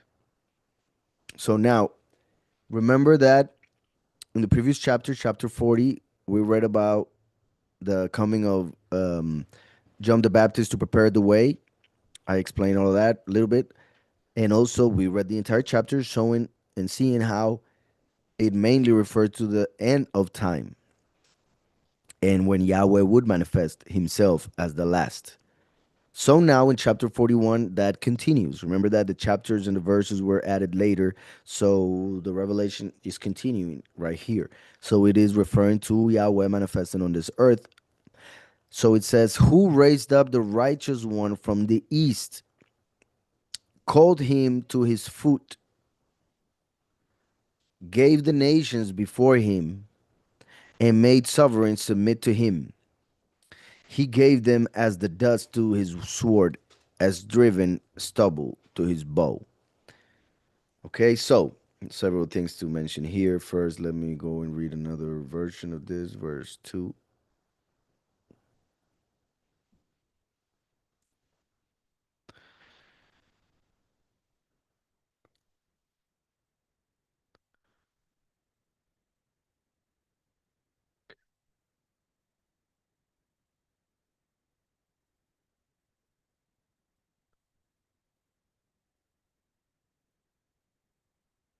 Right here to his foot. Um there are a couple things that can be said there. The most simple one is like when Jacob adopted Menashe and Ephraim. Um right? Like when a parent was going to bless his children, they would normally come to his feet. But also remember that the last has to do with the feet or foot in this case because he comes at the very end. And um the the heel is the last part of the body. That's why Jacob, he who holds the heel, Jacob represents the coming of the last. So the last is connected to the feet because he comes at the very end, because he's like Jacob, and because he's one of the two witnesses, 2 feet, and because he hits as the stone that falls from heaven or comes from heaven hits the statue that Nebuchadnezzar saw in Daniel 2 and makes it come down. Um, and also because he is the one who gives the good news. And it is written that beautiful are the feet of those who preach the good news. So the feet are connected to preaching the good news. The feet are connected to the two witnesses coming in the end of time, one of which is like Jacob, the heel. So, who raised up the righteous one from the east, called him to his foot. Now, remember what we read in Revelation 12. It's similar, however, using different wording.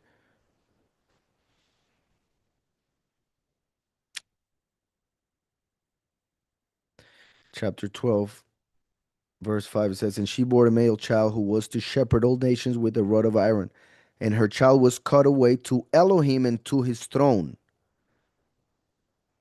And now we are reading here that it says, who raised up the righteous one from the east, called him to his foot, gave the nations before him.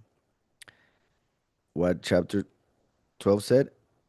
Who was to shepherd all nations, the shepherd of all nations.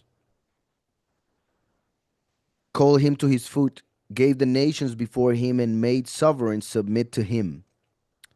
He gave them as the dust to his sword. Yahushua came as the word of Yahweh, which is the sword. As driven stubble to his bow. The last comes as the bow. That's why we read that the rider of the white horse is given a crown and has a bow. The sword and the bow, first and last. Word and voice. Interestingly enough, word is part of sword.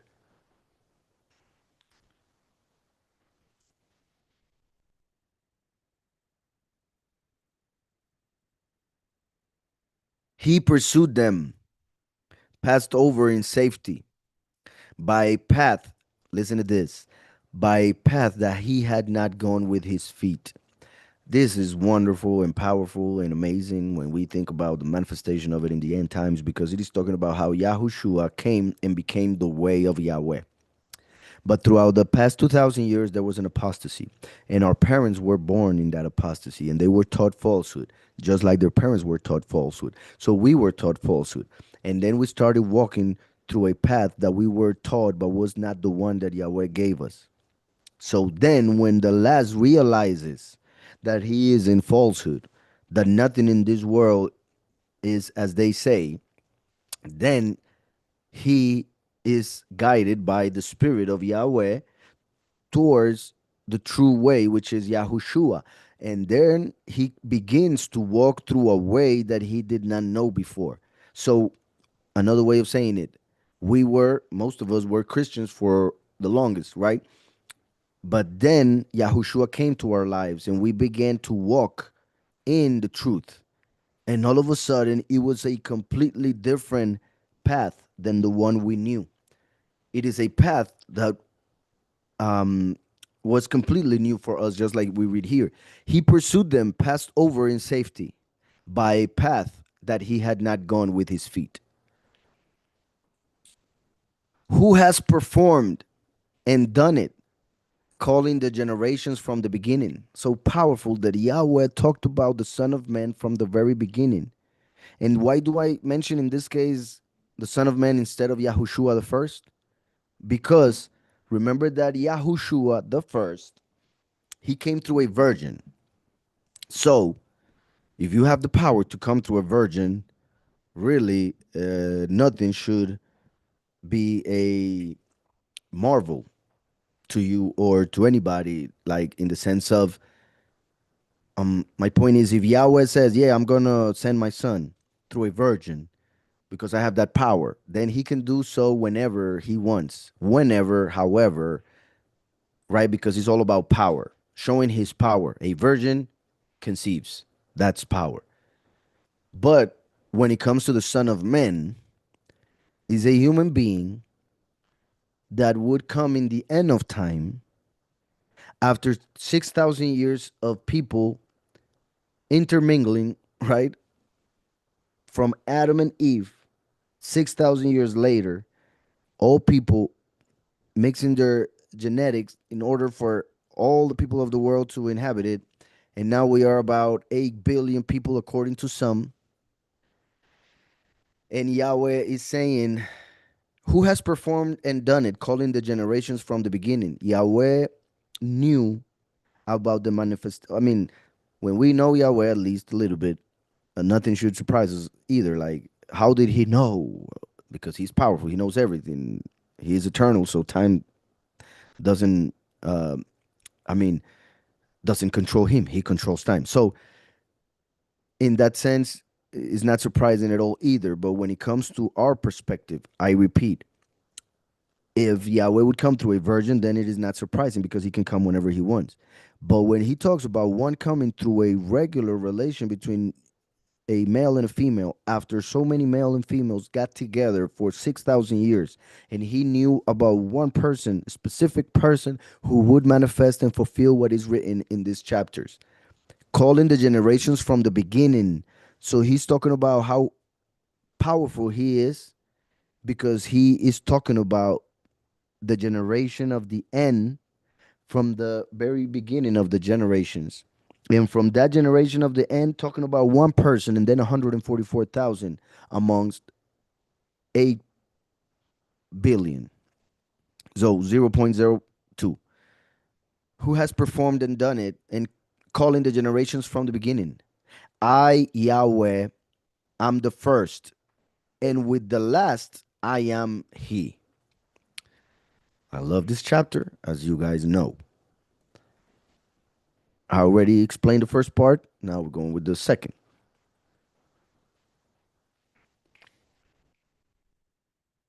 Yahweh mentions 3 times in the book of Isaiah that he is first and last.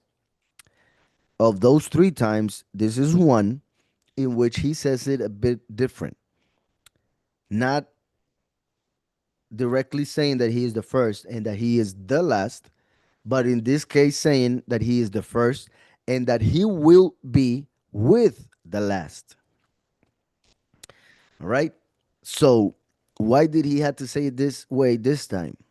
Because sadly, in Christianity, they have misinterpreted these verses, and they still do so, even though he wrote it this way. Because everybody, when talking about the Messiah, Yahushua, they, because the way he was taught, Christians believe that that is Yahweh manifesting on earth, and that he came and he was on the flesh on the earth. But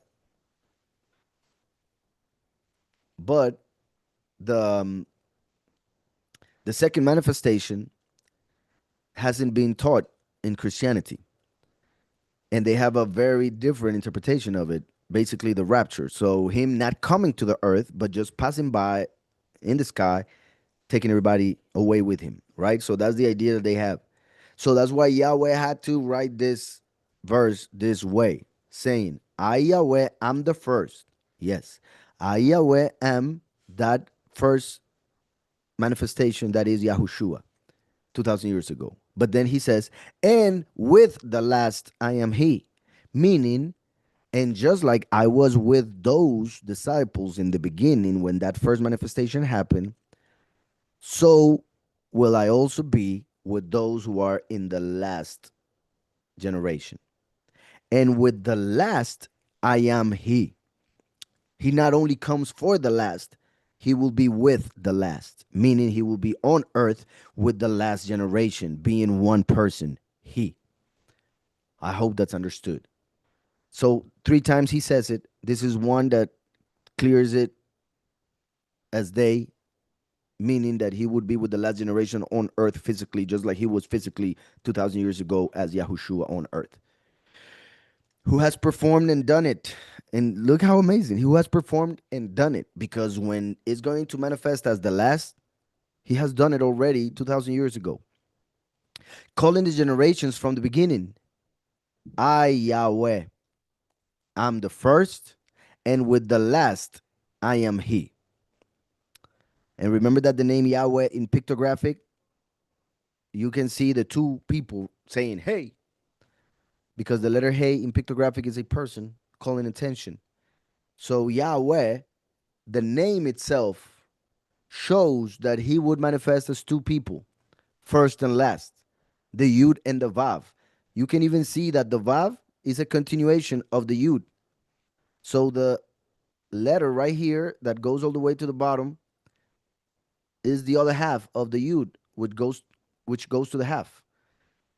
And the Hey is pretty much a human. So first the arm manifested as a human, and then the Son of Man in the sixth millennium manifests also as a human with the last. Then he says, coastlands see it and fear. The ends of the earth are afraid. They draw near and come. Everyone helps his neighbor and says to his brother, be strong. And the craftsman strengthens the goldsmith.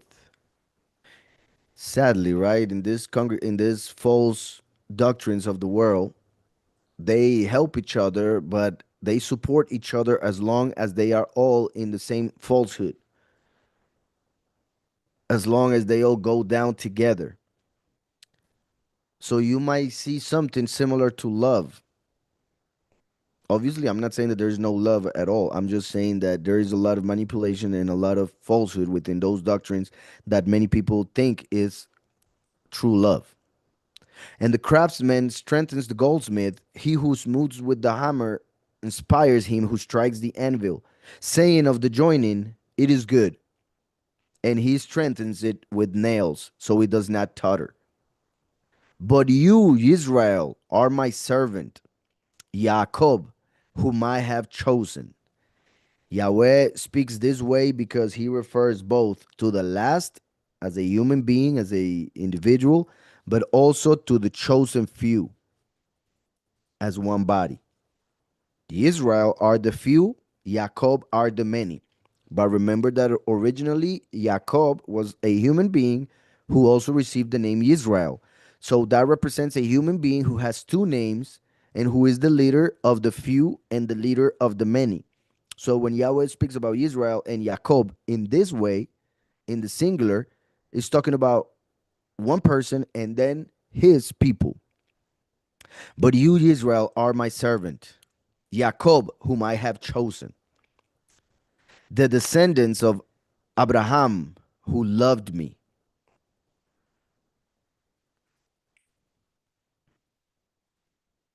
whom I have strengthened from the ends of the earth. Look at that, because he gave us the promised land, but then because of our sin, he sent us to all the nations of the world, even to the ends of the earth. So now the fact that he's saying, whom I have strengthened from the ends of the earth, means that he is strengthening us now, where we are at the ends of the earth, in reference to Israel as the center of the earth. Whom I have strengthened from the ends of the earth and called from its farthest parts, and said to you, you are my servant. I have chosen you and have not rejected you. Do not fear, for I am with you. Do not look around, for I am your Elohim. That is beautiful. Do not look around for any other Elohim, because there is none, first of all. Do not look around, because I'm here. I'm just invisible. Do not look around, as when you don't know where you're going, or you don't know who's going to help you, or you don't know how to act. Don't look around. Just be yourself. He's with you. Do not fear, for I am with you. Do not look around, for I am your Elohim. I shall fortify you. I shall also help you. I shall also uphold you with the right hand of my righteousness. Who is the right hand of his righteousness? That would be Yahushua, who is sitting at his right hand. So he helps us through Yahushua. And therefore, he's also talking about the last coming and getting help from the Messiah, the first, the right hand of his righteousness.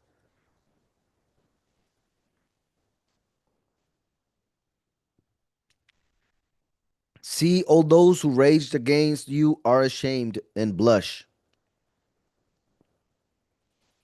They are as non existent, and the men who strive with you perish. You seek them but do not find them. Those who struggle with you, those who fight you, are as non existent, as not. As we know in Revelation 11, when he talks about the two witnesses, it says that those who try to kill them will die the same way.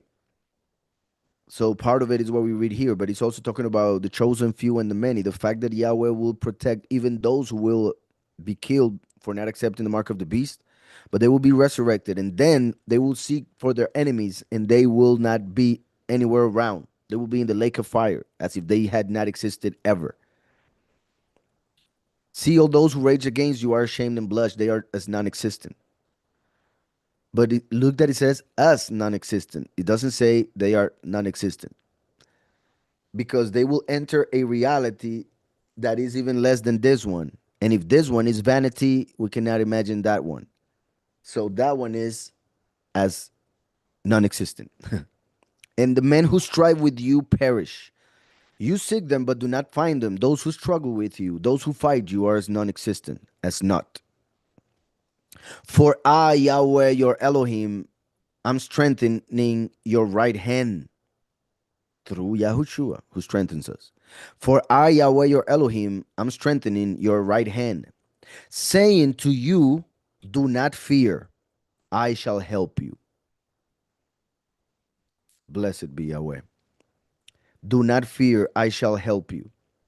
Do not fear, you worm of Jacob. Here we have another important, powerful revelation. Because if we read this in a just simple, fleshy way, it would seem like a insult. Do not fear, you worm, Jacob, right? It's like, well, don't treat me like that. Worm, right? That is something that is used as an insult normally, talking about someone who is worth nothing, who can be destroyed in a very simple, easy way. And in a way, that's the case with Jacob. as a humble, small nation whom Yahweh chose to make it as powerful as no other nation and as big as all nations put together. So, uh, the simple interpretation would be that of humbleness, of being small yet being chosen. However, when we read in Hebrew, we are shown something even more powerful in a deeper level. Chapter 14.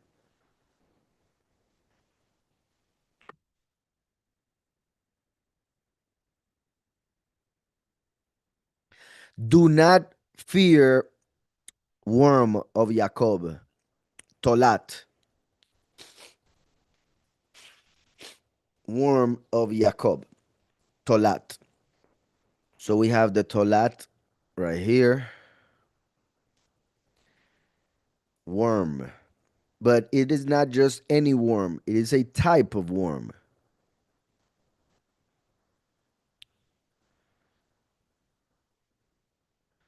If we click here, take us to the root, Tola, without the tav, Tola, worm, scarlet, crimson, Coccus illucis. So a type of worm, crimson, the one they would get the red color from, the scarlet color.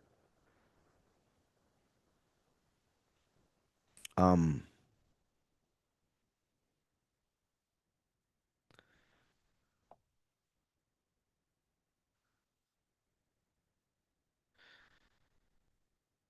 so here you can see that worm, the tolat. And you can see already that they show a cross and other things because um, throughout the years there have been some teachings regarding this revelation that I'm about to mention. So this worm that you see right there is red, like blood. Thank you. So when the worm is about to give birth, it goes up to a tree, as you can see there on a tree, and it gets stuck to it until it gives birth. And when giving birth, all the blood stuff from within it covers the tree, as you can see there, which looks like a tree covered with blood. So when the worm gives birth, its children begin to eat from it. So the worm knows that once it goes up to the tree, it's not coming down. He's going to get stuck to it. Its children will come out and then eat it in order to survive. So the tree is covered with something similar to blood.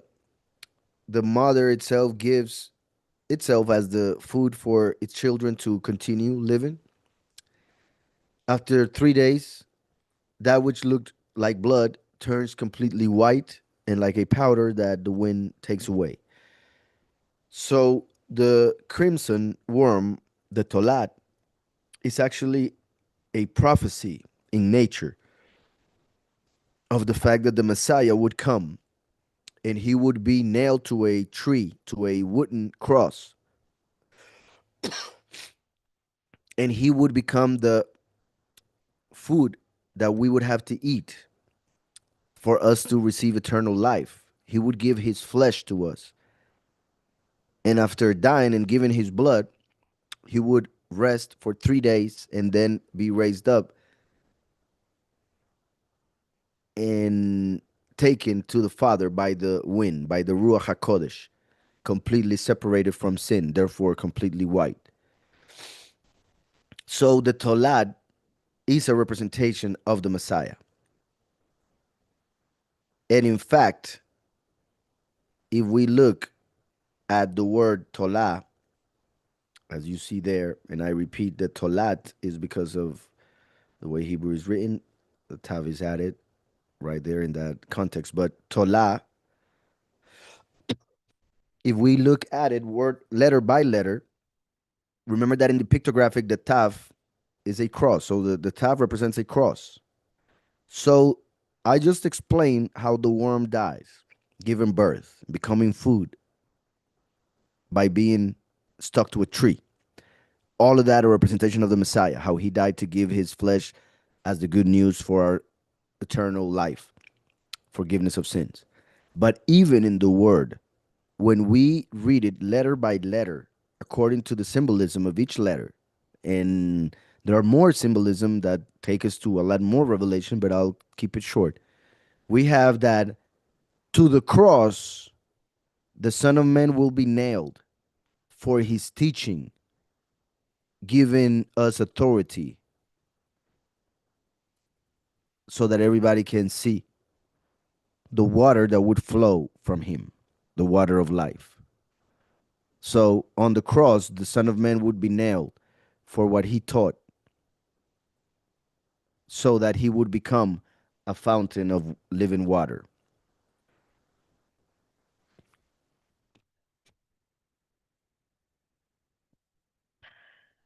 Um, so, and even if we looked at the ayin, the letter ayin is formed by two letters. So it also represents how the he was pierced on the side and water came out of his side.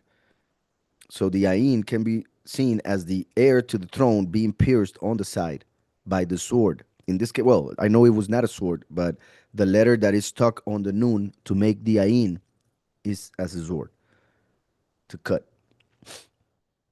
So in the word tolad, we see the sacrifice on the cross of the Messiah being nailed to it. So do not fear, you worm Jacob, you men of Israel. I shall help you, declares Yahweh, and your Redeemer, the set apart one of Israel.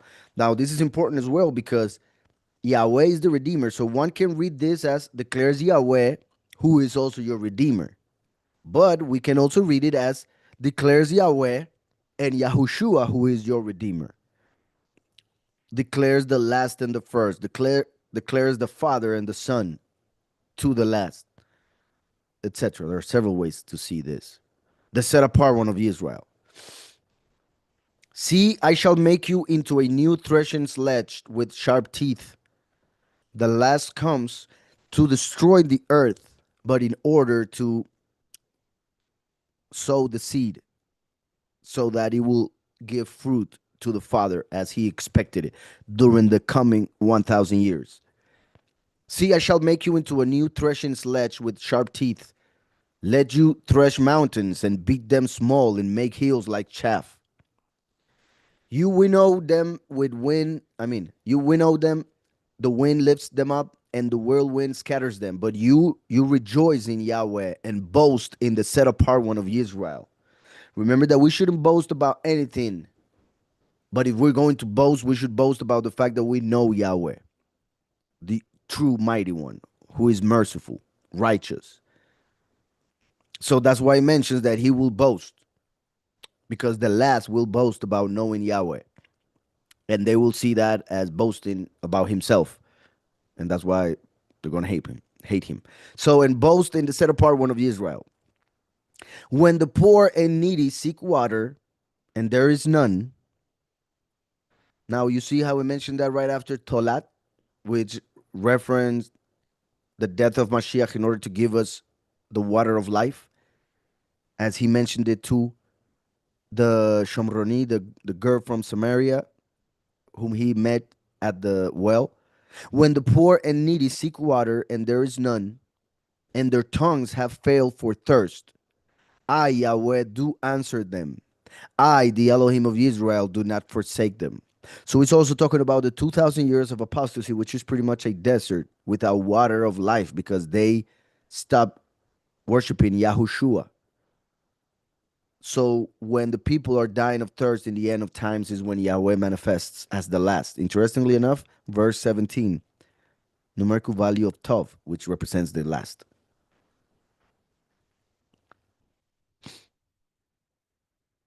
Tov, which is good in Hebrew. Verse 18, I open rivers on bare hills and fountains in the midst of valleys. I make a wilderness become a pool of water, confirming what I was mentioning regarding the wilderness in which the world is because of the apostasy of the past 2,000 years, which are 40 jubilees, which represent the 40 years in the desert. I make a wilderness become a pool of water and a dry land springs of water. I set in the wilderness cedar, acacia, and myrtle, and oil tree. I place in the desert cypress, pine, and box tree together. Right? Like talking about several types of trees, just like he gets several types of people. Like people have different ministries, have different talents, have different gifts. So they give different fruits. Therefore, they are different trees. All humans are trees, but depending on the fruit you give, the type of tree you are. That's why by their fruits you shall know them. So that they see and know. You see the fruit, you know what type of tree it is. You don't even, in many cases, you don't even have to eat the fruit to know, right? You just see it. Well, obviously, if you know the fruit, you don't have to eat it at all. But I mean, there are some trees that just give fruits that you don't know. So, so that they see and know and consider and understand together that the hand, you see how previously it mentioned the arm to help himself, but now it's talking about the hand, which refers to the second manifestation. So that they see and know and consider and understand together that the hand of Yahweh has done this, and the set apart one of Israel has created it. The set apart one is Yahushua, has created it. That is Beriah. The word of Yahweh is through whom Yahweh created everything. That's why the set apart one of Israel has created it, because the set apart one is Yahushua, the second level, the second world of creation, Beriah. The hand of Yahweh has done this. That is the last, and the set apart one of Israel created it. That is the first.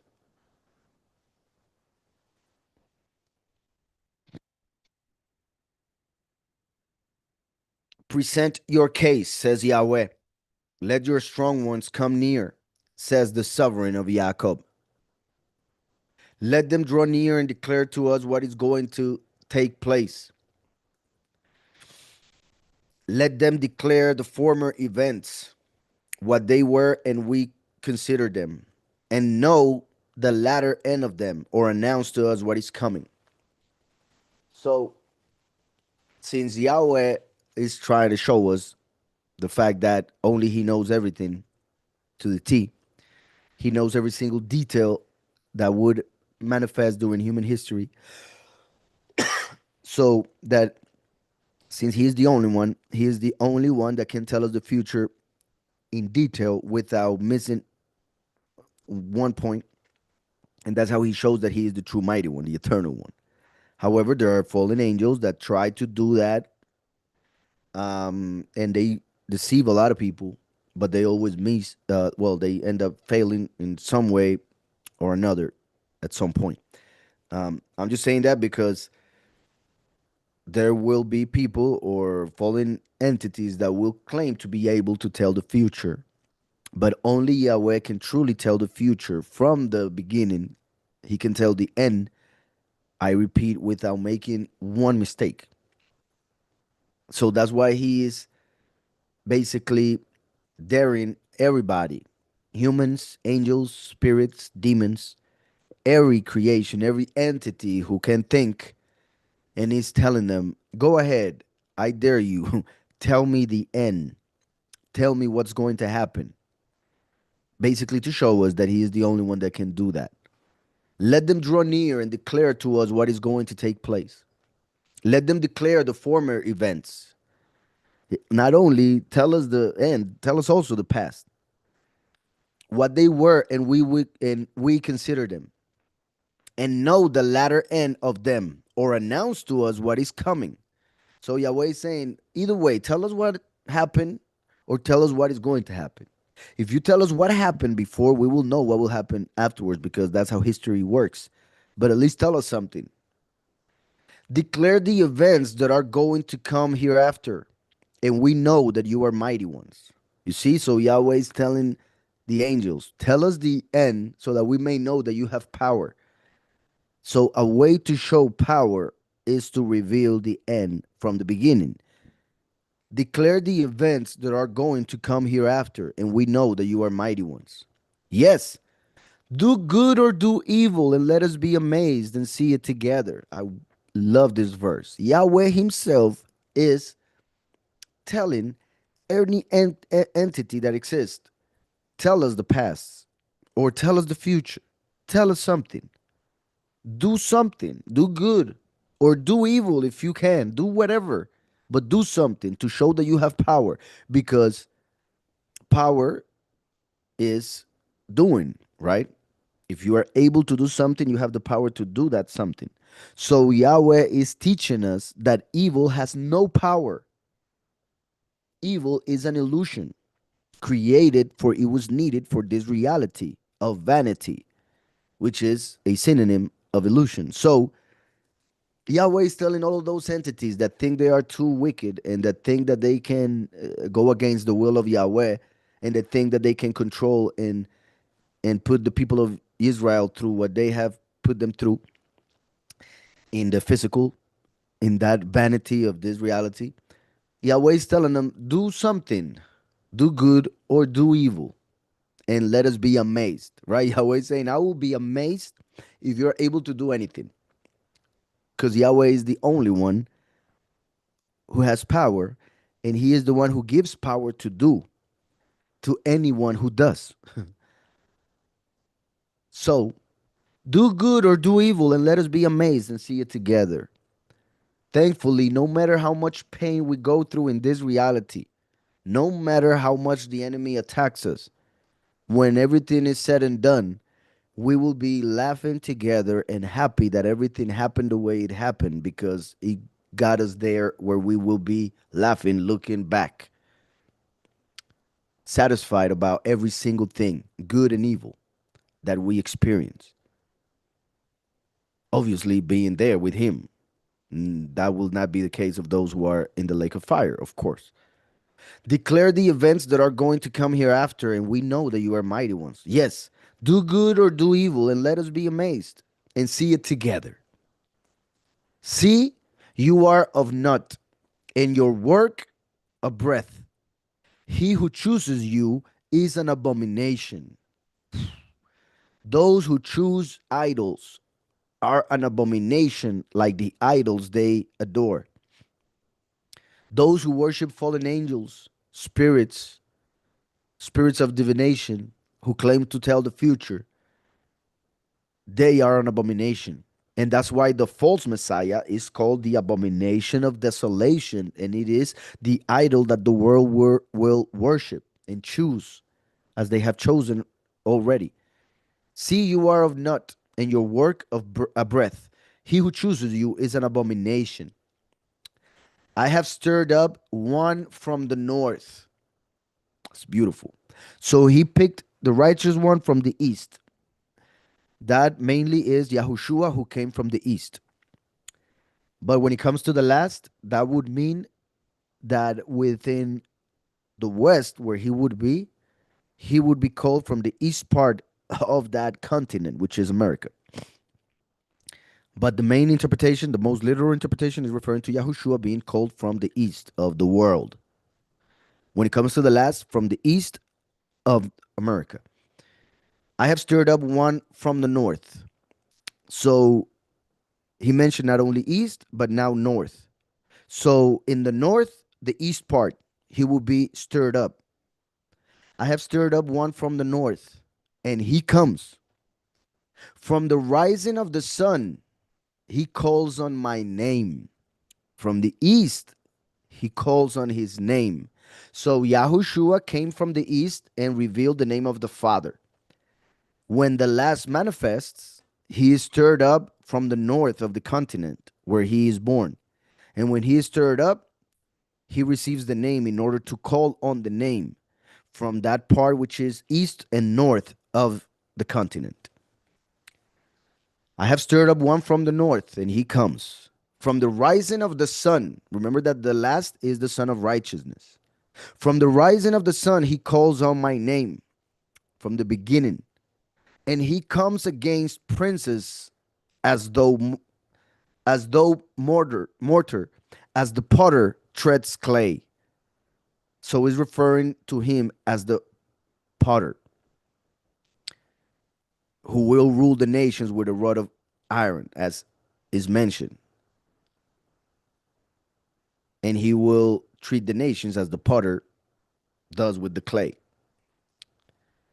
Who has declared from the beginning, and we know, in former times, and we say he is righteous. No, no one is declaring. No, no one is proclaiming. No, no one is hearing your words. That's interesting because no one is proclaiming, no one is declaring, no one is hearing your words. So maybe it is being declared, but no one is willing to hear.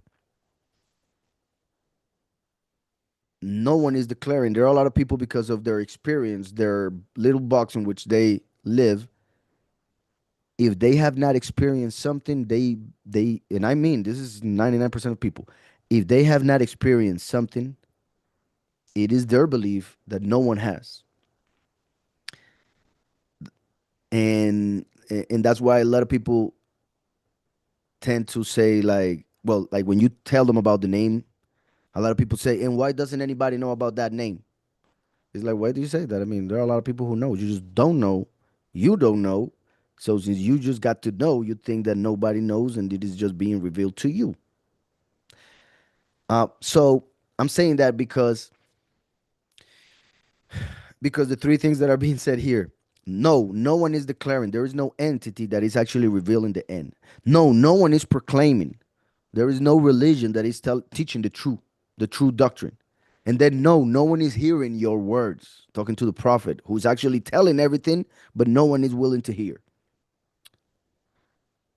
He who is first said to Sion, Yahweh said, I am the first and I am the last.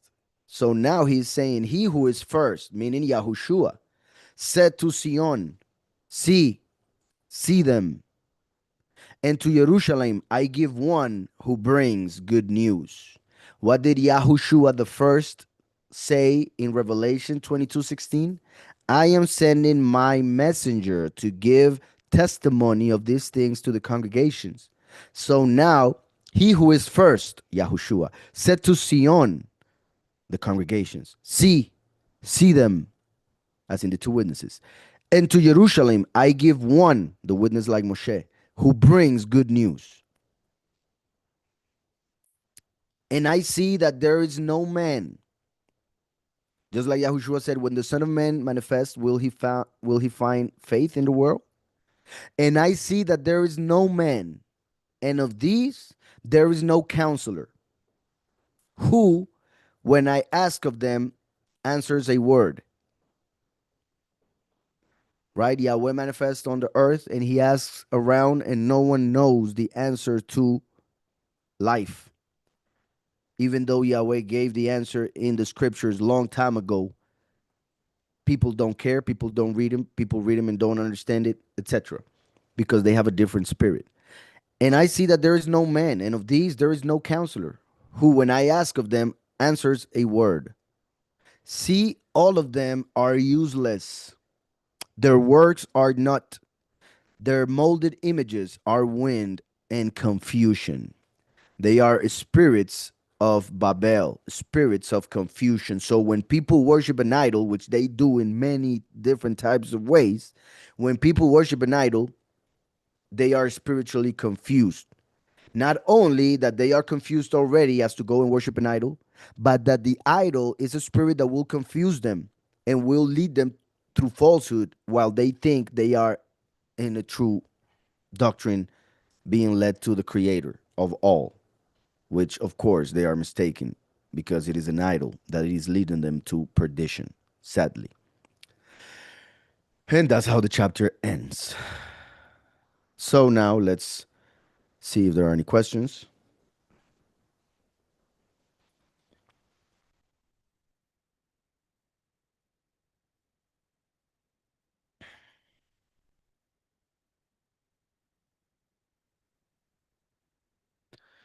Crazy. I was just talking to my stepdaughter about this, the Tolap. Oh, that's perfect, brother. Hmm, great. So I'm going to close here so you can digest it. Might take a few days. There are no questions here either on YouTube, so we will leave it here um, and pray. So let us pray. Father Almighty Yahweh, thank you so much for tonight's study. We thank you, Father, for the book of Isaiah, which is so powerful, for these chapters that we read tonight, so revealing. Please, Father, continue to open our ears and our eyes to be able to see you and see your work in our life and in this world. Please save us and our loved ones, as well as those who you have chosen from this congregation and from any other which we ask you, Father, let them come so that we all may know each other and be together before the transformation according to your perfect will, of course. Continue to build us and to make us better. Give us more and more understanding, knowledge, and wisdom in order to fulfill your commandments and the purpose for which you have put us on this earth. We love you, Father, with all our heart, all our mind, and all our strength. Please bless every single person who may be listening at the moment and those who will listen in the future. We love you, Father, in the name of Yahushua HaMashiach. Amen. Amen.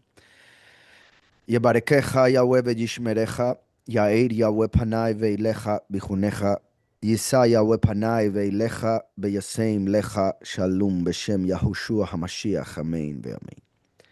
So Yahweh bless you all, brethren. Love you all. And I will see you on, well, some of you on Thursday in the Spanish studies. We have Exodus. Um, and then on Friday, we have questions. This programa. Then on Shabbat, we have Luke in Spanish and Revelation in English with Brother Omar.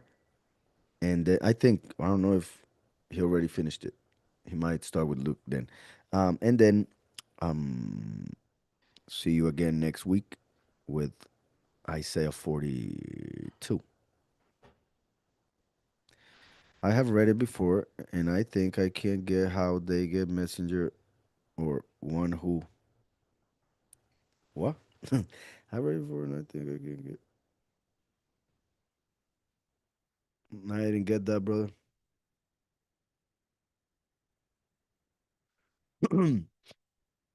I will wait just a little bit to see if you explain it and I can understand what you meant.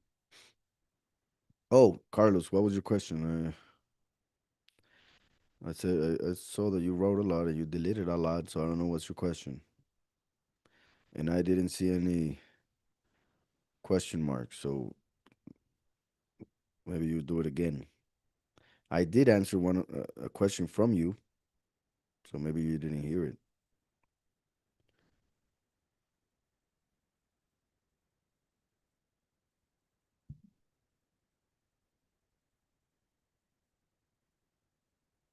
So since Celio isn't saying anything, and I think I can't get how they get messenger or one who. Yeah, I don't get it, brother. But anyways, love you. See you guys. See you next week.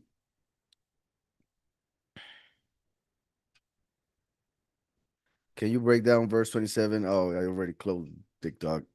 Can you break down verse 27 how they translate one who brings good news? Okay. We shut up TikTok. Well, I'll mention that and then we'll close. Let me see. In Yeshayahu 41, verse, you said verse 27.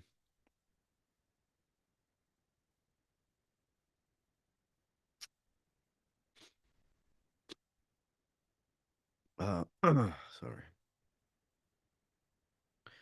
Says, why do you say, "Oh Jacob and speak, O Israel, my ways hidden from"? Yahweh, and my rights are overlooked by my Elohim. I think you're talking about a different verse. One who brings good news.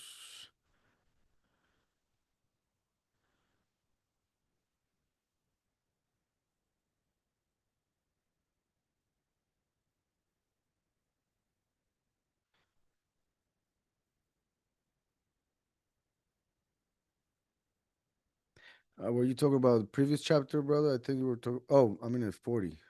We read 41. Why did I go here? Okay, just a second. Right here. 27. Yeah, Jerusalem, I give one who brings good news. 27.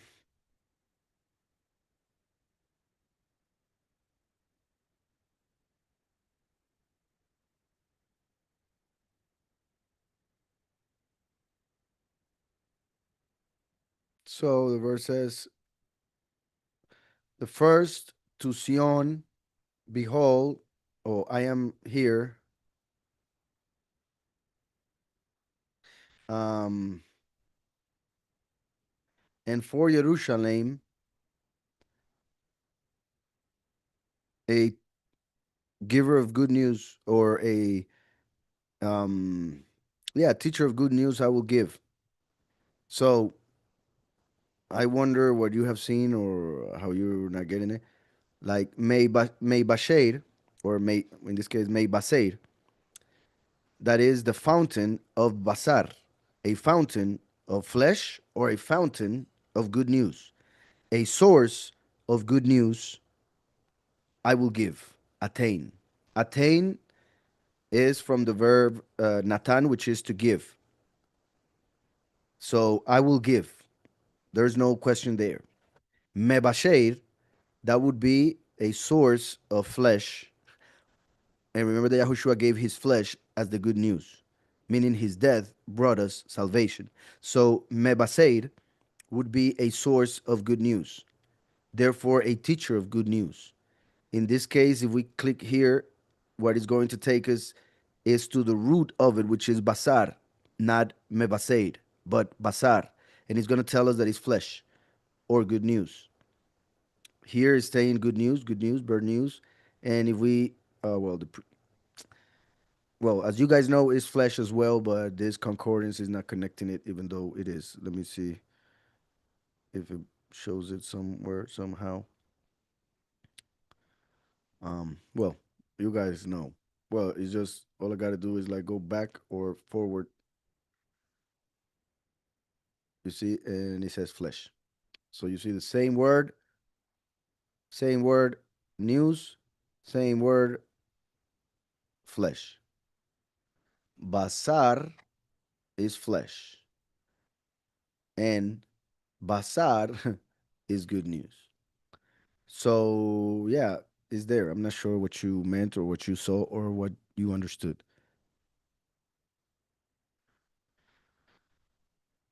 but I think with what I said should be clear.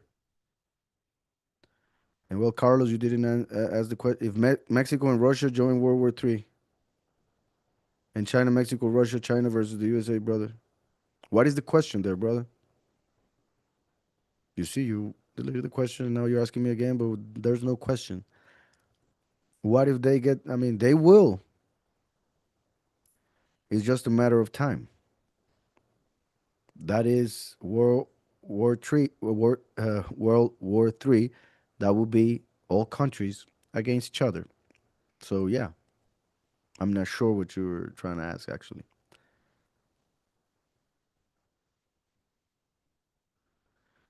It says in if in Spanish it uses messenger, so it's more like an interpretation. I once thought I would find the word malach or something similar. Okay, I get you. But the mem shows source of good news. Exactly. Yeah, is mevasher is like a source of good news, and that is normally a person that gives the good news. But obviously, we could also talk of the Ruach HaKodesh, of course. The Ruach is also a source of good news. But yeah, that's how they get it from there.